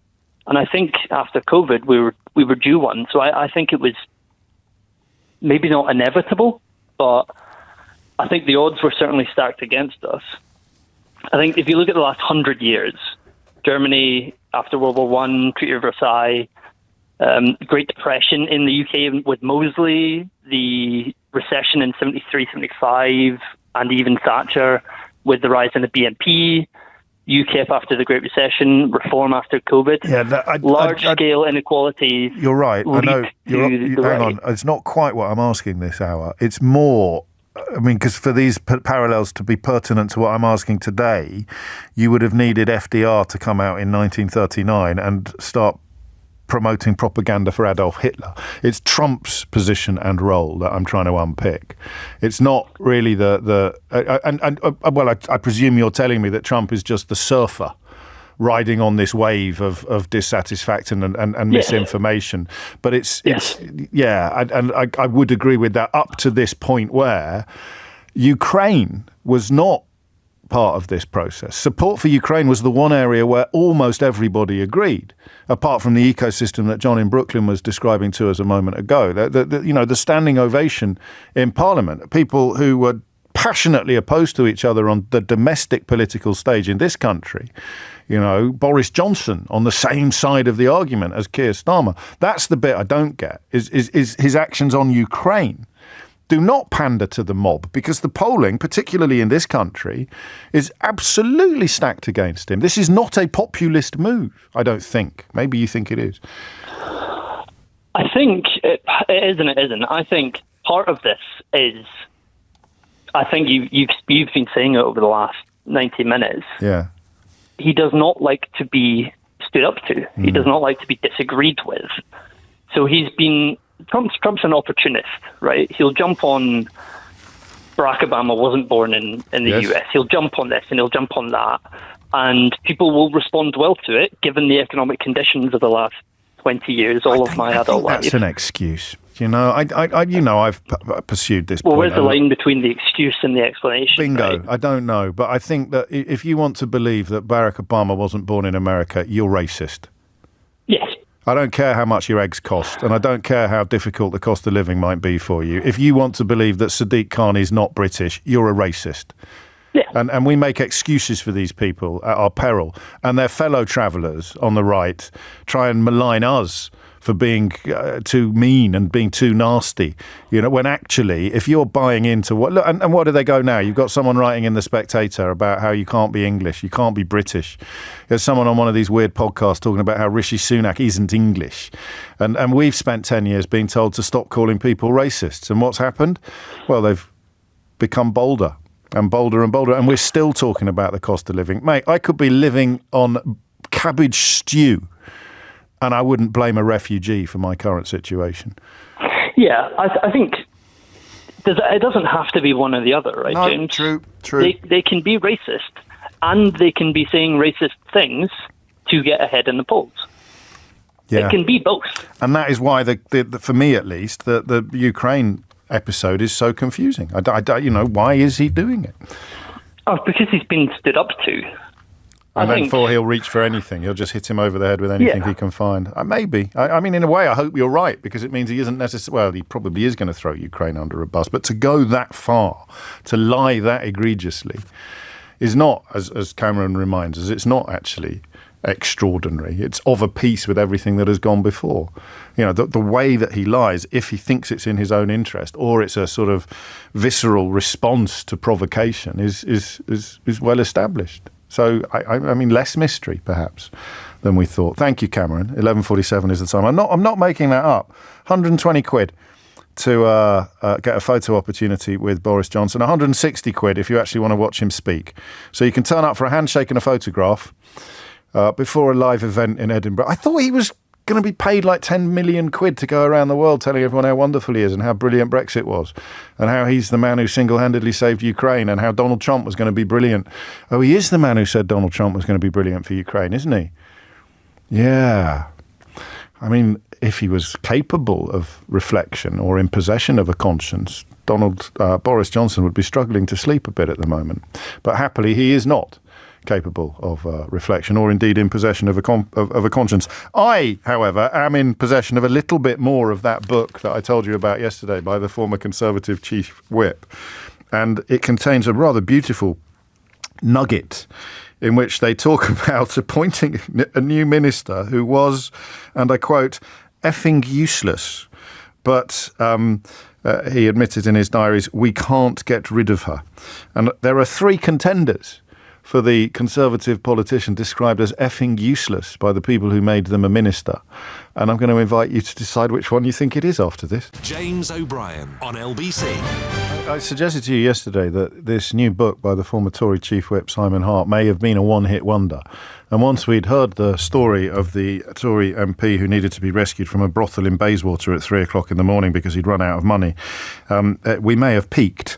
She wants £500, he told the whip, and has left me in a room with 12 naked women and CCTV, which probably means there are tapes somewhere. But there are further excerpts, and it would appear it's not a one-hit wonder. This is what Rishi Sunak said to his chief whip after appointing a prominent Tory to a new job.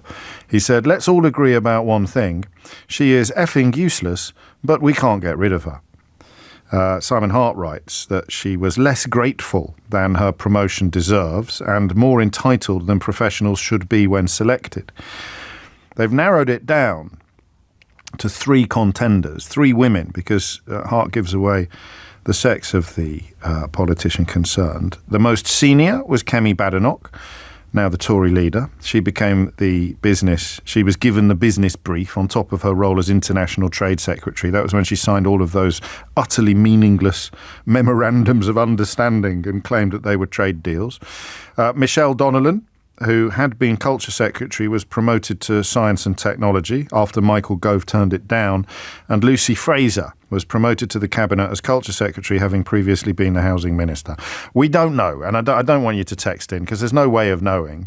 But which one of those do you think is most likely to have been described thusly by Rishi Sunak? Let's all agree about one thing. She is effing useless, but we can't get rid of her. If Gillian Keegan had been on the list, then I might have thought that the comments about her thinking that she deserved more and was not grateful for her promotion and didn't seem to understand what a big deal it was, because she the one that kept going on about how people weren't giving her enough praise. That's a magnificent posture to adopt as a member of the last government, isn't it? People don't praise me enough. I don't get enough credit for what I'm... Well done, mate. That's just fantastic. I'm going to give you lots of credit for one of the most tin-eared and ridiculous contributions to political discourse that I can remember, even during this golden age of tin-eared and ridiculous contributions to political discourse. But there it is. That is perhaps another reason to have a look at that book when it comes out. 11:54. Peter is in Wimbledon. Peter, Ukraine, what's going on? Good morning, James. Hello, mate. I have to get this off my chest. Of course. I'll be speaking on behalf of my Ukrainian friends and family, of my Poland friend to this war. Betrayal of Ukraine didn't just happen under Trump. It happened well before that. And Ukrainian people feel let down badly, not just by Trump, but by Biden, by Obama, by people who preceded them.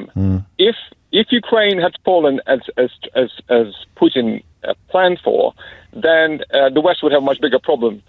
But what happened is Ukrainian people decided to fight on the promise that it would be supported. Yes. Now, we are in a situation where this support might diminish and Ukraine will be part of Russia at the cost of millions of people displaced, 100,000 dead, massive land being destroyed, people being tortured, killed. We'll get no justice. Those people in Ukraine are telling me now, I speak to them on a daily basis, that freedom and democracies are not worth fighting and dying for, purely because the West has failed them, the West have failed themselves, because it started in 2008 when Putin invaded part of Georgia. And what did the West do? Absolutely nothing. And who was the president of the United States? Barack Obama. Yes. 2014, Putin did Crimea and Donbass, and President Obama was in charge of the United States at the time. What happened then was some minor sanctions, nothing else. Putin got away with it twice, and that's why he thought, I'm going to do it again.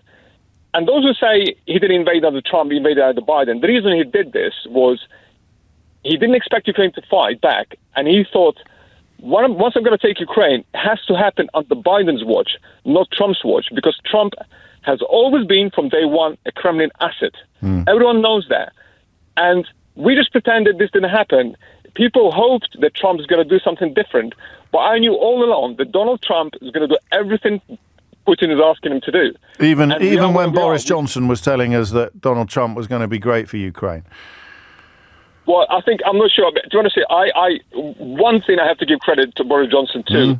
He has tried to galvanize European leaders to get them to put their economies on a wartime footing.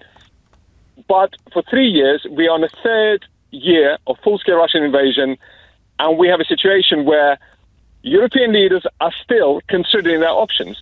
We had Biden restricting Ukraine from use of long-range missiles, which cost Ukraine lives. Yes. And it cost Ukraine just losing territories. Why did it happen? Why Biden? Well, you know why, and the parallels with Georgia and Crimea are valuable up to a point, and it's the point at which there wasn't meaningful, sustained resistance. So you can't support a resistance movement if the resistance movement isn't really there. So that's the crucial difference, as you've acknowledged, is that no one expected Zelensky and Ukraine to mount such an extraordinary response, such a powerful, brave reaction. So you're right. I mean, the narrative of betrayal is inarguable, but the options that were open to certainly American leaders with Georgia and with Crimea, I think Bush was still in the White House when they went into Georgia, are not the same as the options that are open to a leader when the resistance is up and running and working. I think that's fair to say. And then, in a sense, with the lead finally being taken by the United States, your criticisms of Joe Biden notwithstanding, that kind of took the pressure off European leaders because America had taken the lead, so they didn't have to. What I'm interested in now is whether or not you think they are going to find the backbone that they clearly need, and they are going to step up to the plate in the possible absence of the United States of America and the diminishment of NATO. Well, James, honestly, can you see a leader of Europe, a president, who is that Churchillian figure, who can galvanize Europe and wake up Europe to the dangers that Europe is facing now? I can't see any of that, one of them. I can't see a person who can be that leader.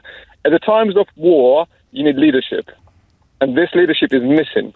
And if you add to this that Europe is disjointed from point of view, you have Viktor Orban in Hungary.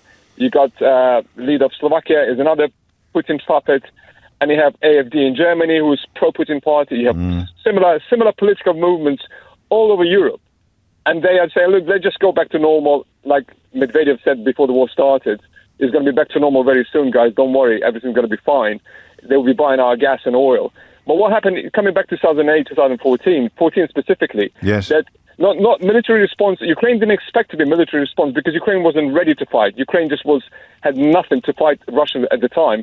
But what should have happened is the West should have imposed sanctions on Russia, and economically, Russia would have suffered so badly they could not actually sustain that hit in the Crimea. But the West did nothing. There was no sanctions. But it did this time. This time the sanctions have been pretty sweeping, or at least on paper they've been much stronger than they were in 2014. I'm not arguing with you. I wouldn't dare, because you as you say, your friends are spilling blood in service of Ukraine. But you're not. Yes. You're not hopeful, I sense. I'm not. I despair. Honestly, Did you hear Bill Browder? I agree with everything Bill says. Yes. And Bill Browder gives me hope. But Bill Browder has been fighting this. There is not enough people like Bill Browder. There is not enough people who actually see the reality the West is facing now. There is this complacency, and I can't believe this has been going on for so long. And that the need for leadership is interesting. Some people suggest Macron. Some people might suggest Starmer. I don't think I could do so with much enthusiasm. But goodness me, you clarify one of the central problems. You do need a figure who recognises and articulates the sheer scale of the threat in the way that Bill did earlier, talking about Estonia, talking about Lithuania, talking about growing up in the generational shadow of Stalin's Siberian labour camps. And that is why Ukraine is the beginning of a story, not the end of a story, potentially. Thank you, Peter. I always enjoy talking to you, and I'm sorry that in recent years it's always been in such grim circumstances. And speaking of grim circumstances, Erica writes for many of us when she texts me to say, I don't think I've ever needed Mystery Hour as an antidote as much as I do today, says Erica from Murfield. You and me both, Erica, and it is Thursday, it is 12:01, and it is Mystery Hour after this. James O'Brien on LBC. 5 minutes after 12 is the time, and here we are, your weekly opportunity to achieve the sort of satisfaction that you are not ordinarily able to access anywhere else on your radio dial. A lot of mysteries. Why didn't I get any calls from women in the show today? It's a strange one, isn't it? We did yesterday. Yeah, did we? I can't remember, but that's coming. I don't think we did today. We did yesterday. I digress slightly. This is a bit of fun. If you're not familiar with it, it's hard to convey, actually, quite how it works. There's magic in the margins. Someone rings in with a question and someone else rings in with an answer, which sounds a little bit dull and formulaic, but it isn't for some reason. The magic happens. And the most magical contribution of the day, or at least my favourite, wins a Mystery Hour board game, which is a proper grown-up radio competition. You can find the full terms and conditions at lbc.co.uk.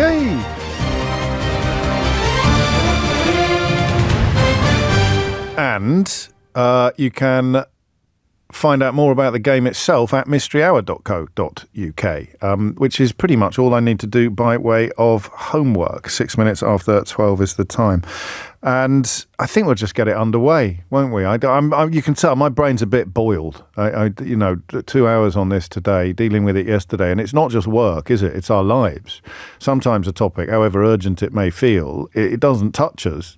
But there's something very perilous about the situation that we find ourselves in. And the more we talk about it, the more perilous it feels, although I think that the grounds for optimism that we unearthed a little later in the programme are certainly helpful and indeed real. So on we go. But as Jamie says in London, thank goodness for this. Thank goodness for this. Not everybody's happy. Julian's furious that we're doing this. How dare you cut to the puerile fill-in garnish of Mystery Hour when we and Europe are facing an existential threat from both Russia and Trump's Mate, lighten up. Honestly. There are 24 hours in the day. You can't spend all of them talking about the same thing. If you don't have any light to leaven the shade, then, Horatio, I shall go mad. 7 minutes after 12 is the time. It's optional. You don't have to listen. Charlie's in Putney to kick things off. Charlie, question or answer? Hi, James. First of all, last time I was speaking to you, I was reading How They Broke Britain, and I finished it, and it was fantastic. Oh, you're very I'm now listening to it on Audible. Good Lord, you're a glutton. You're a glutton for punishment, and you've got the radio show on as well. This is magnificent. You're my favourite. You're my favourite listener, Charlie. Oh, thanks, James. It's a question. I think it's going to be a relatively easy one, but anyway, I want to know how they get cars into dealerships and on the upper floors of a dealership. So my first assumption would be, it's lifted in with a crane. Yeah. But so there's a dealership near me that's on a very busy road. I've never seen, presumably they need to be rotated when newer models come in. But I want to know the logistics of it, James. How is it lifted? And is it near you? Is it on your side of the river, or is it on my side of the river, the one that you're thinking of? It's the big, am I allowed to say the name of it? Yeah. I think it's Lums, so it's near. There's like a big, I think it's Farrow and Ball, like a. So it's on your side of the river. It's on your side of the Thames, because I think of the A4 and the Great West Road. I think of that. Yeah. But how do they get them up there, James? Lifts. I've seen it happen. Well, it drives in and goes into a big lift. Yeah, with a rotating thing on it. Oh. So like a big metal plate that is both the floor of a lift and also like a Lazy Susan in a Chinese restaurant. Yeah. You know the things I mean, where you can spin the fried rice around to your friend on the other side of the table. I do. We had one at our Christmas party, didn't we, Adam? We had a big Lazy Susan at our Christmas lunch. Are you allowed to call it a Lazy Susan? What, these days? Yeah. Oh, I don't know. I'd probably get cancelled now. Well, they'll put you in prison, It's good while it lasted. Yeah. I'll see you on the other side. Send me a cake. So that's what it is. So the Audi one is probably the biggest near me, and you've got vintage Audis on the top floor, and I've been in and I've seen them in action. So they don't change the display that often, but when they do, it involves lifts and a bit of driving around. If it's big enough, you can actually move the car into where you want it. The big VW garage near me as well is huge. Yeah. So that's your answer. Qualifications are king of motoring. Yeah. It's not a motoring question, that. Eleanor was quite keen to stress this. It's a logistics one. It's almost an architectural. It's an architectural and logistics and retail question, and that is your answer. They've got massive lifts. Well, thank you very much. Thank you very much. And they're built into the floor. They're not, sometimes they'll be separate from the building, but sometimes there's one which is almost like a. Anyway, you go and have a look for yourself. Round of applause for me, please. Come on, chop, on your toes. 10 after 12. Kevin's in Colchester. Kevin, question or answer? Question. Carry on. Pretty much everything you'll see in the supermarket, very prominently on the packaging, is the weight or capacity of what you're buying. Correct. How many grams. Yes.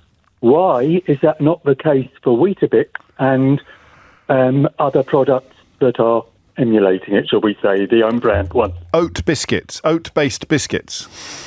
All wheat-based biscuits. Are they wheat-based? Probably true for oat ones as well. Is it a wheat? It's a wheat-based Bix. It's anything with Bix on the end. Well, I've got the packet of Tesco one in front of me. It says Tesco wheat biscuits. This is for breakfast cereal or biscuits. And how much research? How much research have you done? There was a clue in the title that Weetabix don't have oats in them. I can't quite put my finger on what that clue was, but it'll come to me shortly, I'm sure. How much research have you undertaken, Kevin? How many other packages? I mean, do you, for example, get the weight on a box of Sugar Puffs? I'm pretty certain, yes. I've certainly, Sugar Puffs I've not looked at, but cornflakes, I know it always says 500 grams or whatever. You get the weight on cornflakes, but you don't get it on... I'm just checking. For reasons I'm not prepared to go into at the moment, I may have a photograph on my phone of a box of Alpin, which does indeed have oats in it. Just bear with me a moment. This is the award-winning stuff. But the point of Weetabix is that on the packaging, what it says is the number of biscuits. Yes. It's not going on Alpen. It's not going to say how many flakes. No. 12 bowls. It's got a picture of a bowl on the front with a 12 in it. But I bet it's got the weight on it, hasn't it? I bet it has too, but I haven't got the... I've got four... Yeah, of course it does. And it talks about how much a 45... So as far as we're aware, Weetabix... I've got a box of Tesco wheat biscuits in front of me. You said... And the weight is not printed on it. Wow.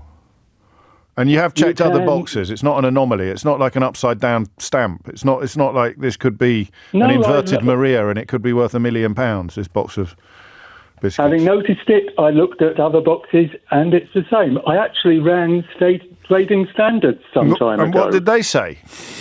They said there is an exemption. For Weetabix? So I asked what? Yes. For wheat breakfast biscuits or something. Well, I asked what, but of course Trading Standards weren't willing to go into why is there an exemption. It may not have been an unwillingness. They may not have known. Oh, no. Like the particular individual I spoke to isn't going to have that to hand. I fully appreciate that. But they could have undertaken an investigation. Have you thought of submitting a Freedom of Information request?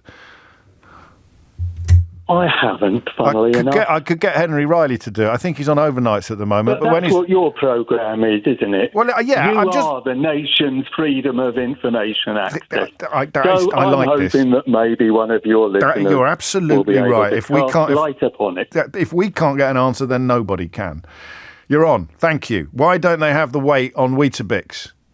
Some people tell me you can't buy Sugar Puffs anymore, which I didn't know. You can buy own brand. I've gone a bit cereal this hour. Kevin, great work. Thank you. Andy's in Norwich. Andy, question or answer? It's a question, James. Good to speak to you. Likewise. Where did the single A and B batteries go, and what did they look like? What's a B battery? Just remind me. I've no idea. So we have AA, AAA, C and D. So that's what I thought. There must have been a B at some point. Yeah, so where did they go, and what were they for? Yeah. Good. I like this. I mean, presumably they've become redundant, haven't they? Rather than it's not like a hotel that doesn't have a 13th floor. Do you know what I mean? Like you, I presume they would have existed once. Particularly, maybe not the B because it looks a bit like an 8. Now, that may have been confusing. But possibly. Well, we got AA, we got AAA, but we haven't got single A. Did we ever have it? And similarly, B, and. Okay. So, I like this question, actually. Battery, what's it called? Classification. Battery classification. Yeah, that sounds good. We'll find out. Has there ever been a single A battery would be the way into it. 12, it's coming out to 12:15. So I've done the cars question. There's a phrase you don't hear me say very often. I've dealt with the car question expertly. I was on a painting and decorating podcast this week, the supermarket weights, specific it would seem to Weetabix. I think I might know the answer to that, actually. And it would make something of a mockery of the old claim that if you ate 3 Weetabix, you were possessed of gargantuan appetites. Anyway, I don't want to spoil it. And single A batteries, hey? Hey, 12:15. James O'Brien on LBC. I've got two apologies for you. I've done some fake news and I made a silly mistake. It's not 3 Weetabix, is it? It was 3 shredded wheat that was emblematic of gargantuan appetite. So scratch that. And you can still buy sugar puffs, but they're just not called that anymore. They're called Honey Monster Wheat Puffs. So I apologise for that as well. I hope no one got upset. Although I stumbled across a huge story in the process of researching Honey Monster Wheat Puffs. I discovered that in Australia, Honey Puffs are to be discontinued in June of 2025. So oddly, I was both right and wrong at the same time, albeit that you'd have to go to Australia in 3 months' time for me to be right. But here, it's correct to say that Sugar Puffs don't exist anymore, but the same cereal exists. It's just been rebranded as Honey Monster Puffs, which is rather, I don't know. So nice. Anyway, Pam's in Scarborough. Pam, question or answer? Question, please, James. Carry on, Pam. I've noticed recently that there are a huge number of molehills all along main roads in the grass verge. Oh, yeah.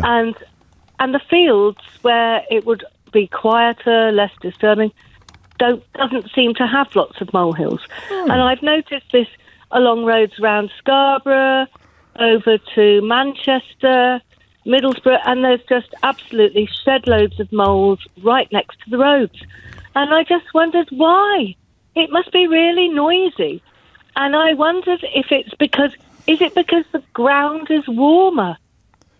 Oh, that's interesting. So what is the question? Why do they like roadside so much? Why do moles like roadside so much? Why do moles like living by the roadside? I like that. Do you know that they listen with their noses? No, I didn't know that. The sound travels down there. They've got ears, which is kind of internal, just above their shoulders, moles. I like moles. And the sound travels down their nose to reach their ears. Right. Thank you for sounding interested. They're not great. They've got very limited vision and very limited hearing, actually. So it's the snout and whiskers is what you really need when you're a mole. It's all about the snout and it's all about the whiskers. They are the key sensory weapons in the mole's arsenal. And they're tiny. Yeah, they are tiny little things. They make a lot of mess, don't they, considering how small they are. So why do they favour roadsides? That is a great question. Why? Because you'd think a nice... less predation, perhaps? Ooh, there you go. Maybe. You're not going to get... Maybe. You're not unlikely to get... Because, the big... I don't know what eats moles, but they're less likely to be... No, I don't either. Probably foxes. Right, you're on. Why do moles favour roadsides? I like that, Pam. When did you first notice it? Just recently, over the last month. Oh, gosh. So it's a very, very live story then. It's breaking news. Yeah, maybe there's an outbreak. It's breaking news. An outbreak of roadside moles. If you can answer that question, you know what to do. You can answer Andy's question about batteries and what is there an A? What happened to the B?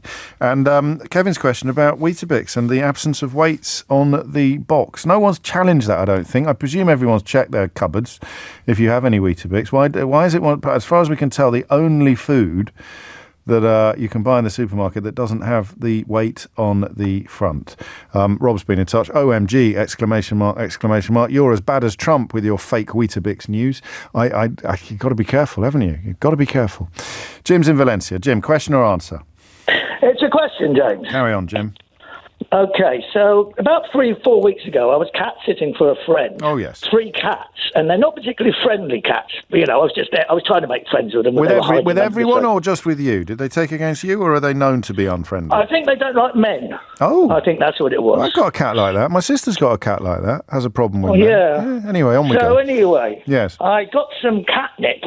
She had this spray of catnip, and I put it on the little mouse that she had. Yeah. And then all of a sudden, then they all came out and they were rolling around, and I was thinking, Yes. And that got me thinking, does catnip work on other felines?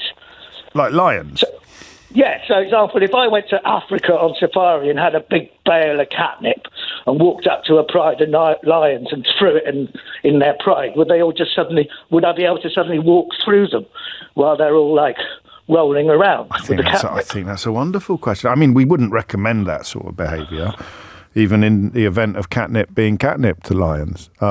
We wouldn't encourage anyone to No, put well, that's why I thought I'd find out first before I go on a safari in Africa with my bale of catnip. Leopards. Does catnip work on lions? That's the question. Let's not overcomplicate it. That is the question. Okay. Isn't it? That's the Catnip. question. Lions. Yeah, that's the question. Catnip on lions. And Weetabix. That's today's mystery hour. I love it. Thank you, Jim. Okay. We shall find out for you. 0345 6060. I mean, who's going to know? Who is going to have tested this? You'd have to be quite brave. I wonder if anyone at have we got any lions at Westminster Safari Park? I think they have. Have anyone tried it? Catnip? You would, wouldn't you, if you worked in a safari park? You know, I nearly worked in the safari park, don't you? I've told you that story a few times. I wouldn't have gone near the lions, though.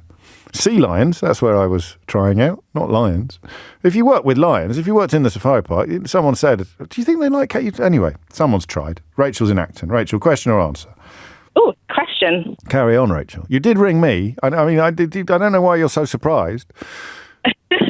It's not like we haven't ambushed you in Acton. Suddenly stuck a microphone in front of you and gone, you're live on the radio. What's your question? Go on. So I was thinking about mountains and volcanoes for God knows what reason. I was trying to get to sleep. Yeah. And I was wondering, were all mountains once volcanoes? No. And then I felt like it was a really stupid question. Yeah. And yeah. Well, it's not. I mean, it's not a stupid question. Is okay. It? I don't think it is. But no, they're not. They weren't all volcanoes. Well, then which one came first, the volcano or the mountain? Like, what do you mean? Well, because the volcano, I guess. Well, there's two. There's probably three types of mountain actually, but the volcano is formed by the stuff under the ground coming out of the ground, so it's kind of left behind by an eruption, if you see what I mean. Mm-hmm. Then you've got plate tectonics when the plates move. The tectonic plates move when, for example, if you think of the Himalayas, right? Are you thinking of the Himalayas, Rachel? All the time. Thank you. So that involves the Indian continent or the Indian tectonic plate and the Eurasian tectonic plate running into each other and pushing up. Oh, yeah, of course. And then folding is the same thing that happens, but much further back. So if you've got the point where they meet, the Himalayas go up, right? Mm-hmm. But much further away than that, you'll also get some folds as well. So they're not the actual impacts. So this is GCSE. I didn't even do GCSE geography. This was the year before I gave it up to do. What did I do instead? Spanish. But we must have done mountains. So, I mean, the short answer to your question is no, they are not all former volcanoes, dormant or otherwise. Okay. Is that a happy answer? Are you happy with that answer? I am. But? What? So where you have a volcano. Yeah. Do some of them think? Like what? Where you have a volcano erupting. Yeah. For it to make that peak. Yeah. What? Well, you've got all the magma and the volcanic material below the Earth, which is going to push it up, even if it hasn't erupted yet. Yeah. Do you see what I mean? Okay. But I don't understand why you're not happy. I don't understand how I could have provided you with a more comprehensive answer. No, I guess that does. I don't want to get... Well, that is it. Those are three types of mountain, which proves that the answer to your question is, are they all volcanic, is going to be no. Well, could you get in, I don't know, Harrow, could you get a volcano?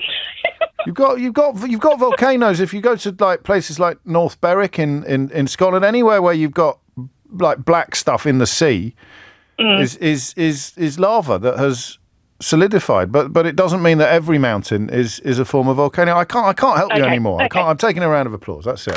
We're keeping other Thank people. you, James. No, thank you, Rachel. That's 2 for me today. That's a bit above average. Peter is in Elgin. Peter, question or answer? It's an answer, James. Carry on, Peter. It's to do with the Weetabix and why it's only a number on the packaging. Yes. It's because most foods are required by weights and measures legislation to have a quantity, whether it be volume or weight. But there are a few exceptions written into the legislation, and cereal biscuits are one of them. They don't require to have weight on them; they only require to have the number. So it's because and would that be true on all biscuits or just on Weetabix? I mean, are Weetabix anomalous? Were you previously aware that Weetabix were a bit of an outlier in this world? Yeah. I'm a retired trading standards officer, so I was aware that some foods are required to be marked by number, and I knew that Weetabix was one of them. Well, there you go. What else can you think about? Can you remember any others? Well, funnily enough, I've got a list here because I had to look it up just to make sure I was... Top man. No, that's allowed. If you can look stuff up to confirm your professional credentials, but you can't just look it up cold. Go on, what else is on the list? Well, shell eggs. You don't have a weight on eggs. No, you're right, you don't. There's some, flour confectionery at a number of items. Really? It's clearly visible, yeah. Oh, you mean like a see-through packet? Any quantity, any foods where you're only buying a single item, they don't require a weight marking. Like an apple? Yeah. Qualifications former trading standards officer? Yeah. What about Jaffa cakes? Have Jaffa cakes got the weight on them? I think so, yeah, because unless they're in a packet where you can count them. But Weetabix get a pass. I love. Although in France they've got the weight on them. Did you know that? I didn't know that. No. No, that's Melissa sent me a picture of her Weetabix. They always like to do things differently there. I certainly do. I mean, what did you do today, darling? When Melissa's, if she lives with someone or her children come home, what did you do today? I sent a picture of some French Weetabix to a bloke on the radio in England. I think, not that far from you, Arthur's Seat is a volcano, isn't it, in Edinburgh? That's right. Well, the remains of one, yeah. The remains of one. There you go. That's just a little nod for Rachel. Round of applause for Peter, please. Good work, mate. Crikey, is that the time already? 12:30. So we've done the mountains, we've done the wheat. We could cross off the weights. I bet Kevin's happy about that. We've got the batteries and the moles at the moment, and room for more questions as well. Amelia Cox is here now with your headlines. James O'Brien on LBC. It is 12:33, and you are listening to James O'Brien on LBC. This from Simon. Berwick Law, which is the mountain to which I referred, and Arthur's Seat, which is the other mountain to which I referred, are volcanic plugs. There used to be a volcano around them, but that has eroded and left the granite core. Isn't that interesting? There's a fiberglass whale bone on the top of Berwick Law. I only know that it's fiberglass because someone rang in to talk about it, and I said, that's a whale bone. And he said, no, it isn't. It's a fiberglass one. But you live and learn. A lovely, beautiful part of the world, actually. One of my favourites. Sam's in Cardiff. Sam, question or answer? Question, James. Carry on.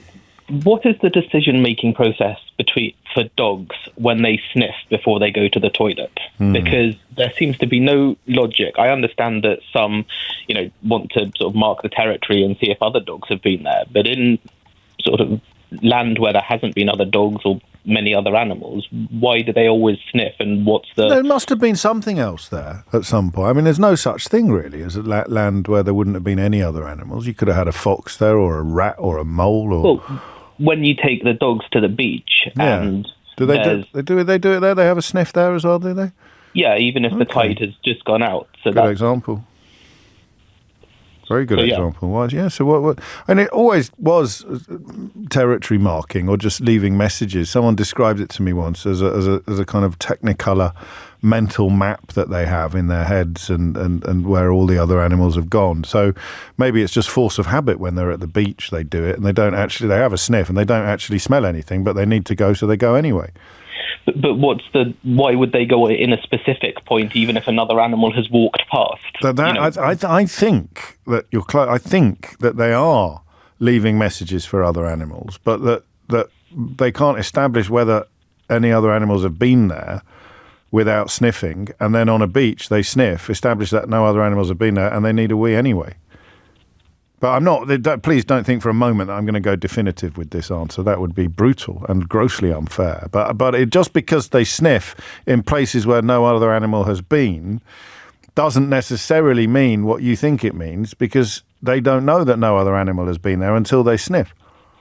Yes, but my question is, if they do smell another animal that has crossed paths with them, why the specific spot they decide? Is it because the scent is stronger, or that it is less, or why that spot? I think the first. I think because but I don't know. So we will find out. I say someone else is saying I've been here, and then your dog goes and says, "Yeah, me too.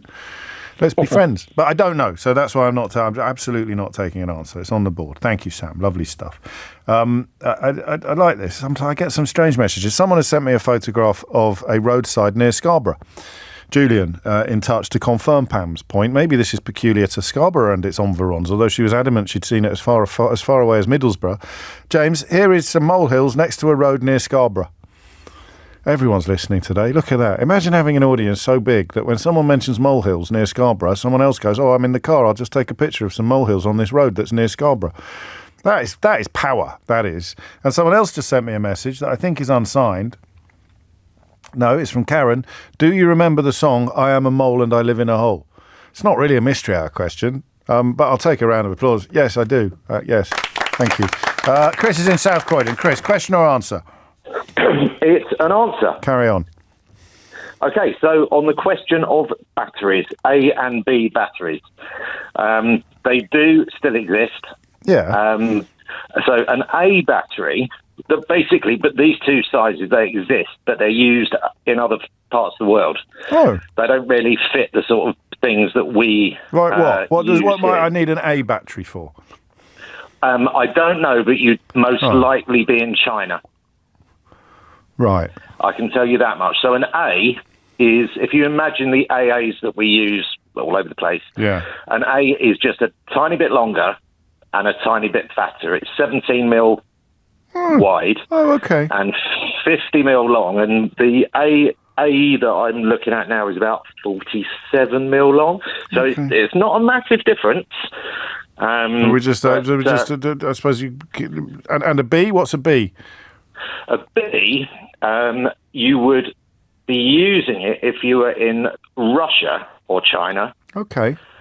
And you might have a rechargeable one. You can get alkaline ones. And that's, again, is the even bigger brother of an A. So 21.5 mil thick and 60 mil long. Looks very similar sort of proportion to an AA, but just that bit bigger.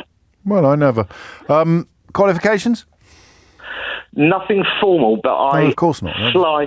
I fly a fairly big model radio-controlled aircraft, and we use all sorts of weird and wonderful batteries. So a normal person looking at our batteries wouldn't necessarily even recognise it's a battery. There's wires and connectors and computers. But do they have classifications? Are they classified by letter, or are they just a law unto themselves?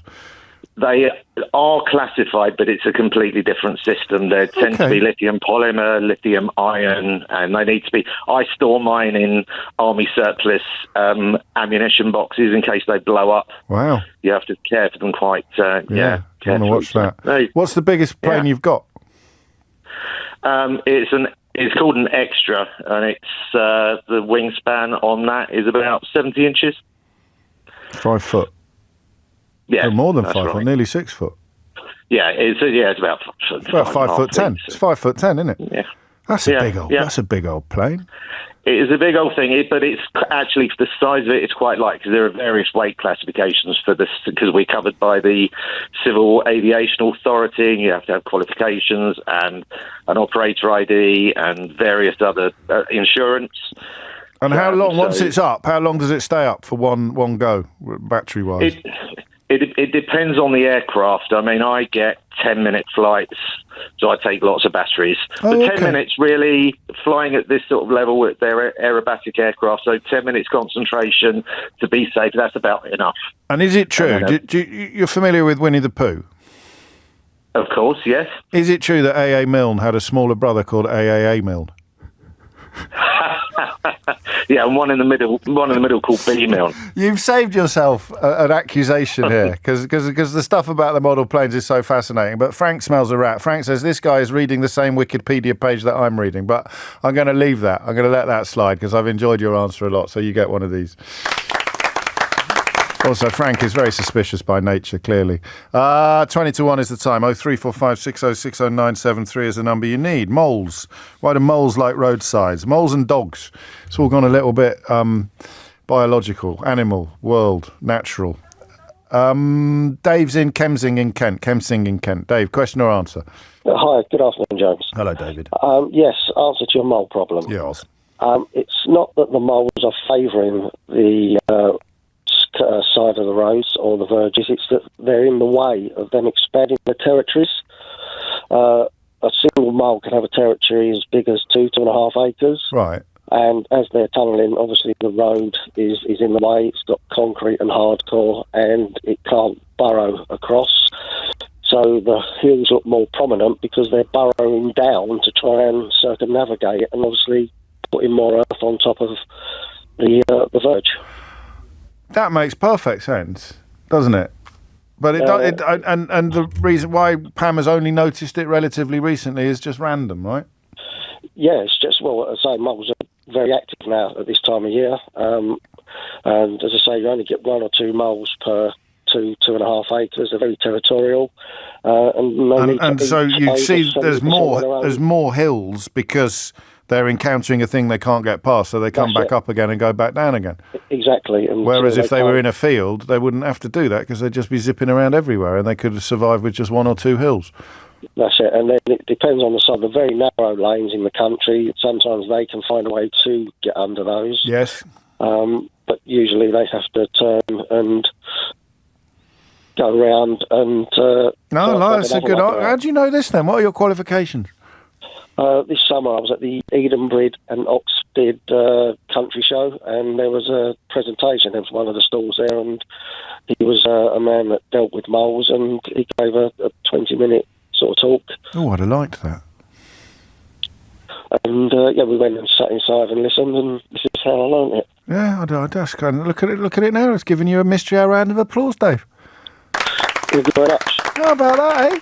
Thank you. No, thank you. I like that a lot. I love those country shows. I haven't been to one for ages. I used to go to the one in Norfolk. They're just different worlds. As a city dweller, you sort of sometimes fall into the trap of not realising that this isn't the beginning and the end of the national experience. I used to go to the Royal Show when I was a kid. That was a real treat. But some of the smaller country shows are absolutely lovely. My little dog won a prize at one once.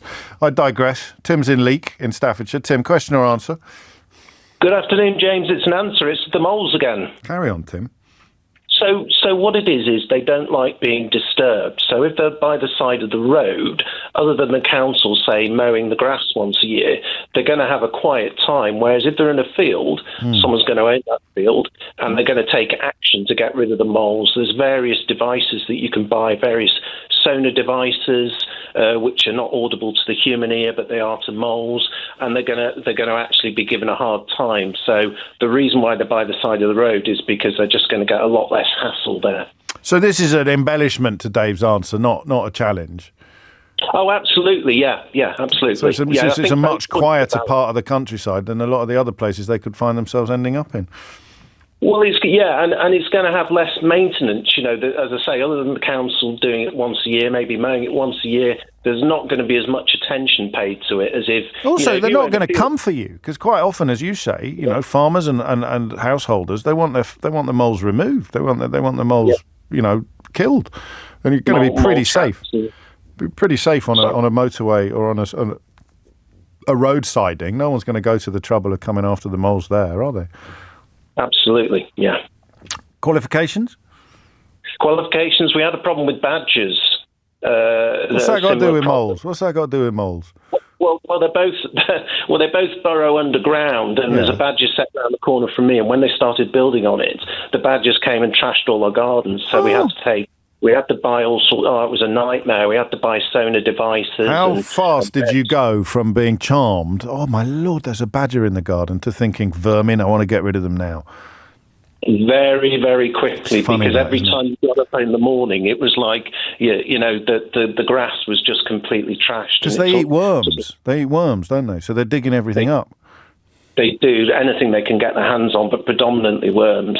And because they'd been disturbed, because they were building around the badger set, and they moved the badger set somewhere else, but they came for us instead. The badgers. The badgers didn't get the memo about the new badger set. They preferred your garden. Right. And did it work? What worked in the end? What worked for the badger repellent? I hope you didn't harm them.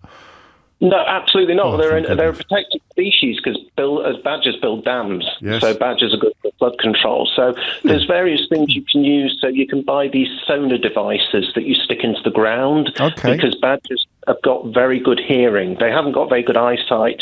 And there's also like electrified fence things that you can buy, which just give us a small shot. They don't kill the badger. Sure. So it was a series of, all the neighbours got together and we found out where they were getting into the estate and actually had to have... But, I mean, we tried staying up. My mate tried a couple of doors away, stayed up till about 5 o'clock in the morning and never saw them, so because they're quite nocturnal. They are, very. Yeah, they could probably smell him. They probably knew he was sitting inside. Hey, do you know what's happened on today's Mystery Hour?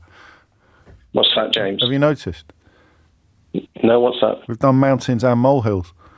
Oh, how about that's that? Worse than the battery joke. That's worse than the battery joke. The battery joke wasn't mine. I should give someone credit for it. It was from Ian, who blue-skied me. Have a round of applause, Tim.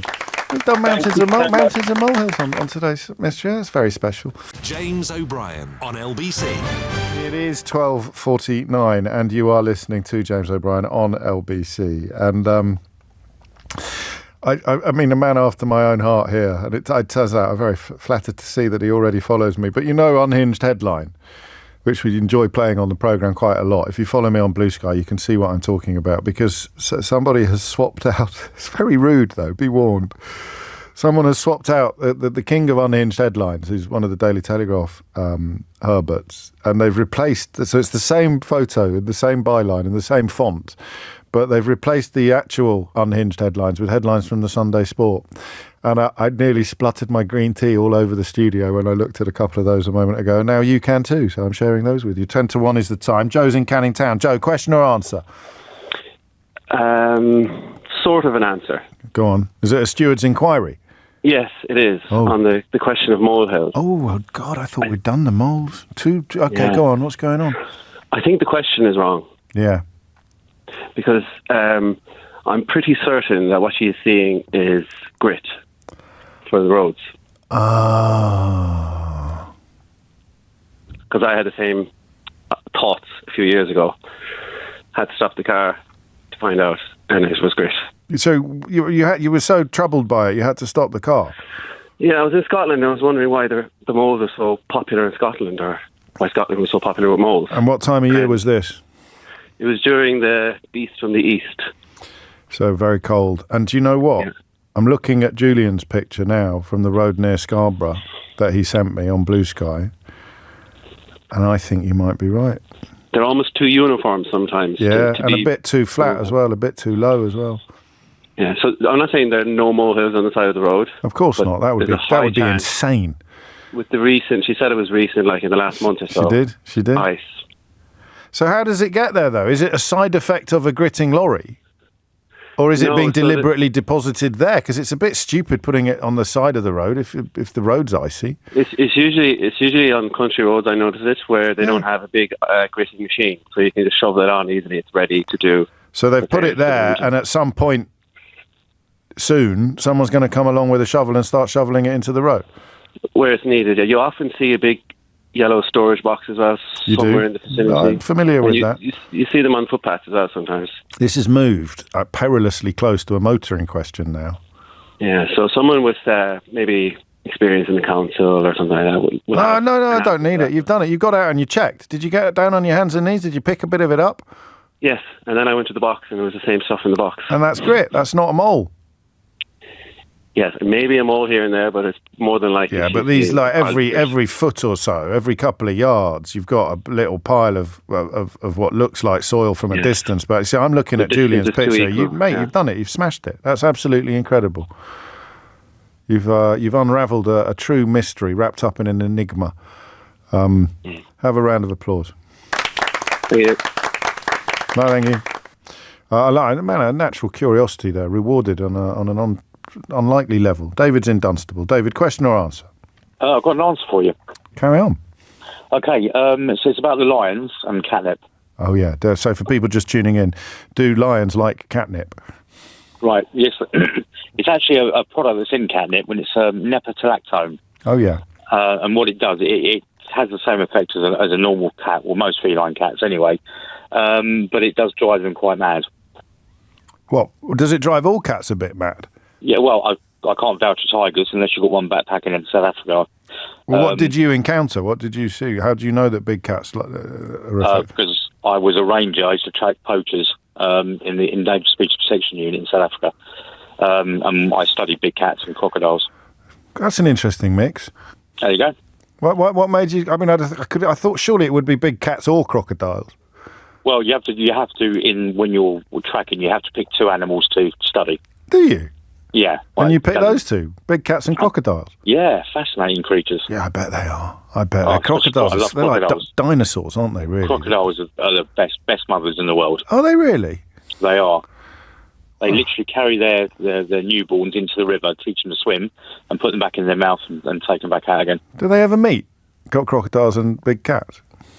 Do they ever what? Well, you do on when they're migrating across. But more, there's, crocodiles are kind of what we call opportunists. Yeah. They stay under the water, and when all the buffalo go over, all the kudu or impala. Just take their chance. But just to be clear, have you ever introduced a big cat to... Yes, because also a lot of the orphans, you do get a lot of orphan lion cubs out, then you have to hand rear them and stuff. Oh. And when you used to put the catnip out, you used to watch them, their eyes would just glaze over as if they were in love. Well, look at that. You live and learn. That is a superb level of qualification. I mean, you have actually administered catnip to a big cat.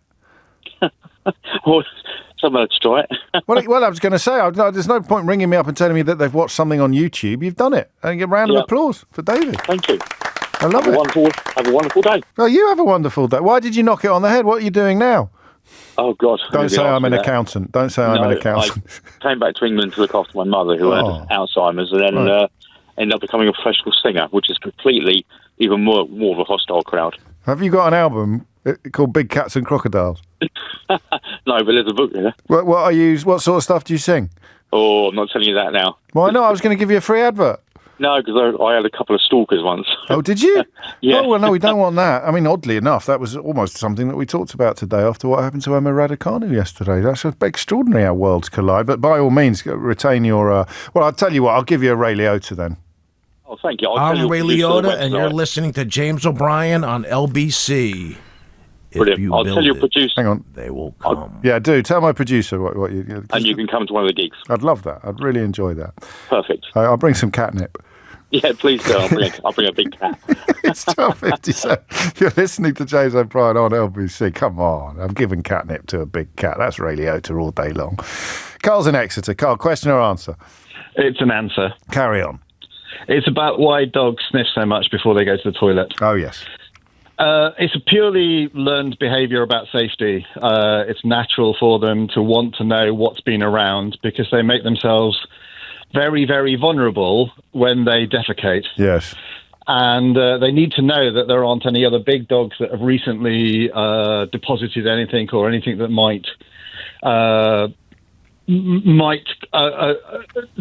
attack them before they decide to be that vulnerable. And the way they do that is they sniff around. Okay, but not, I mean, even a number one as well.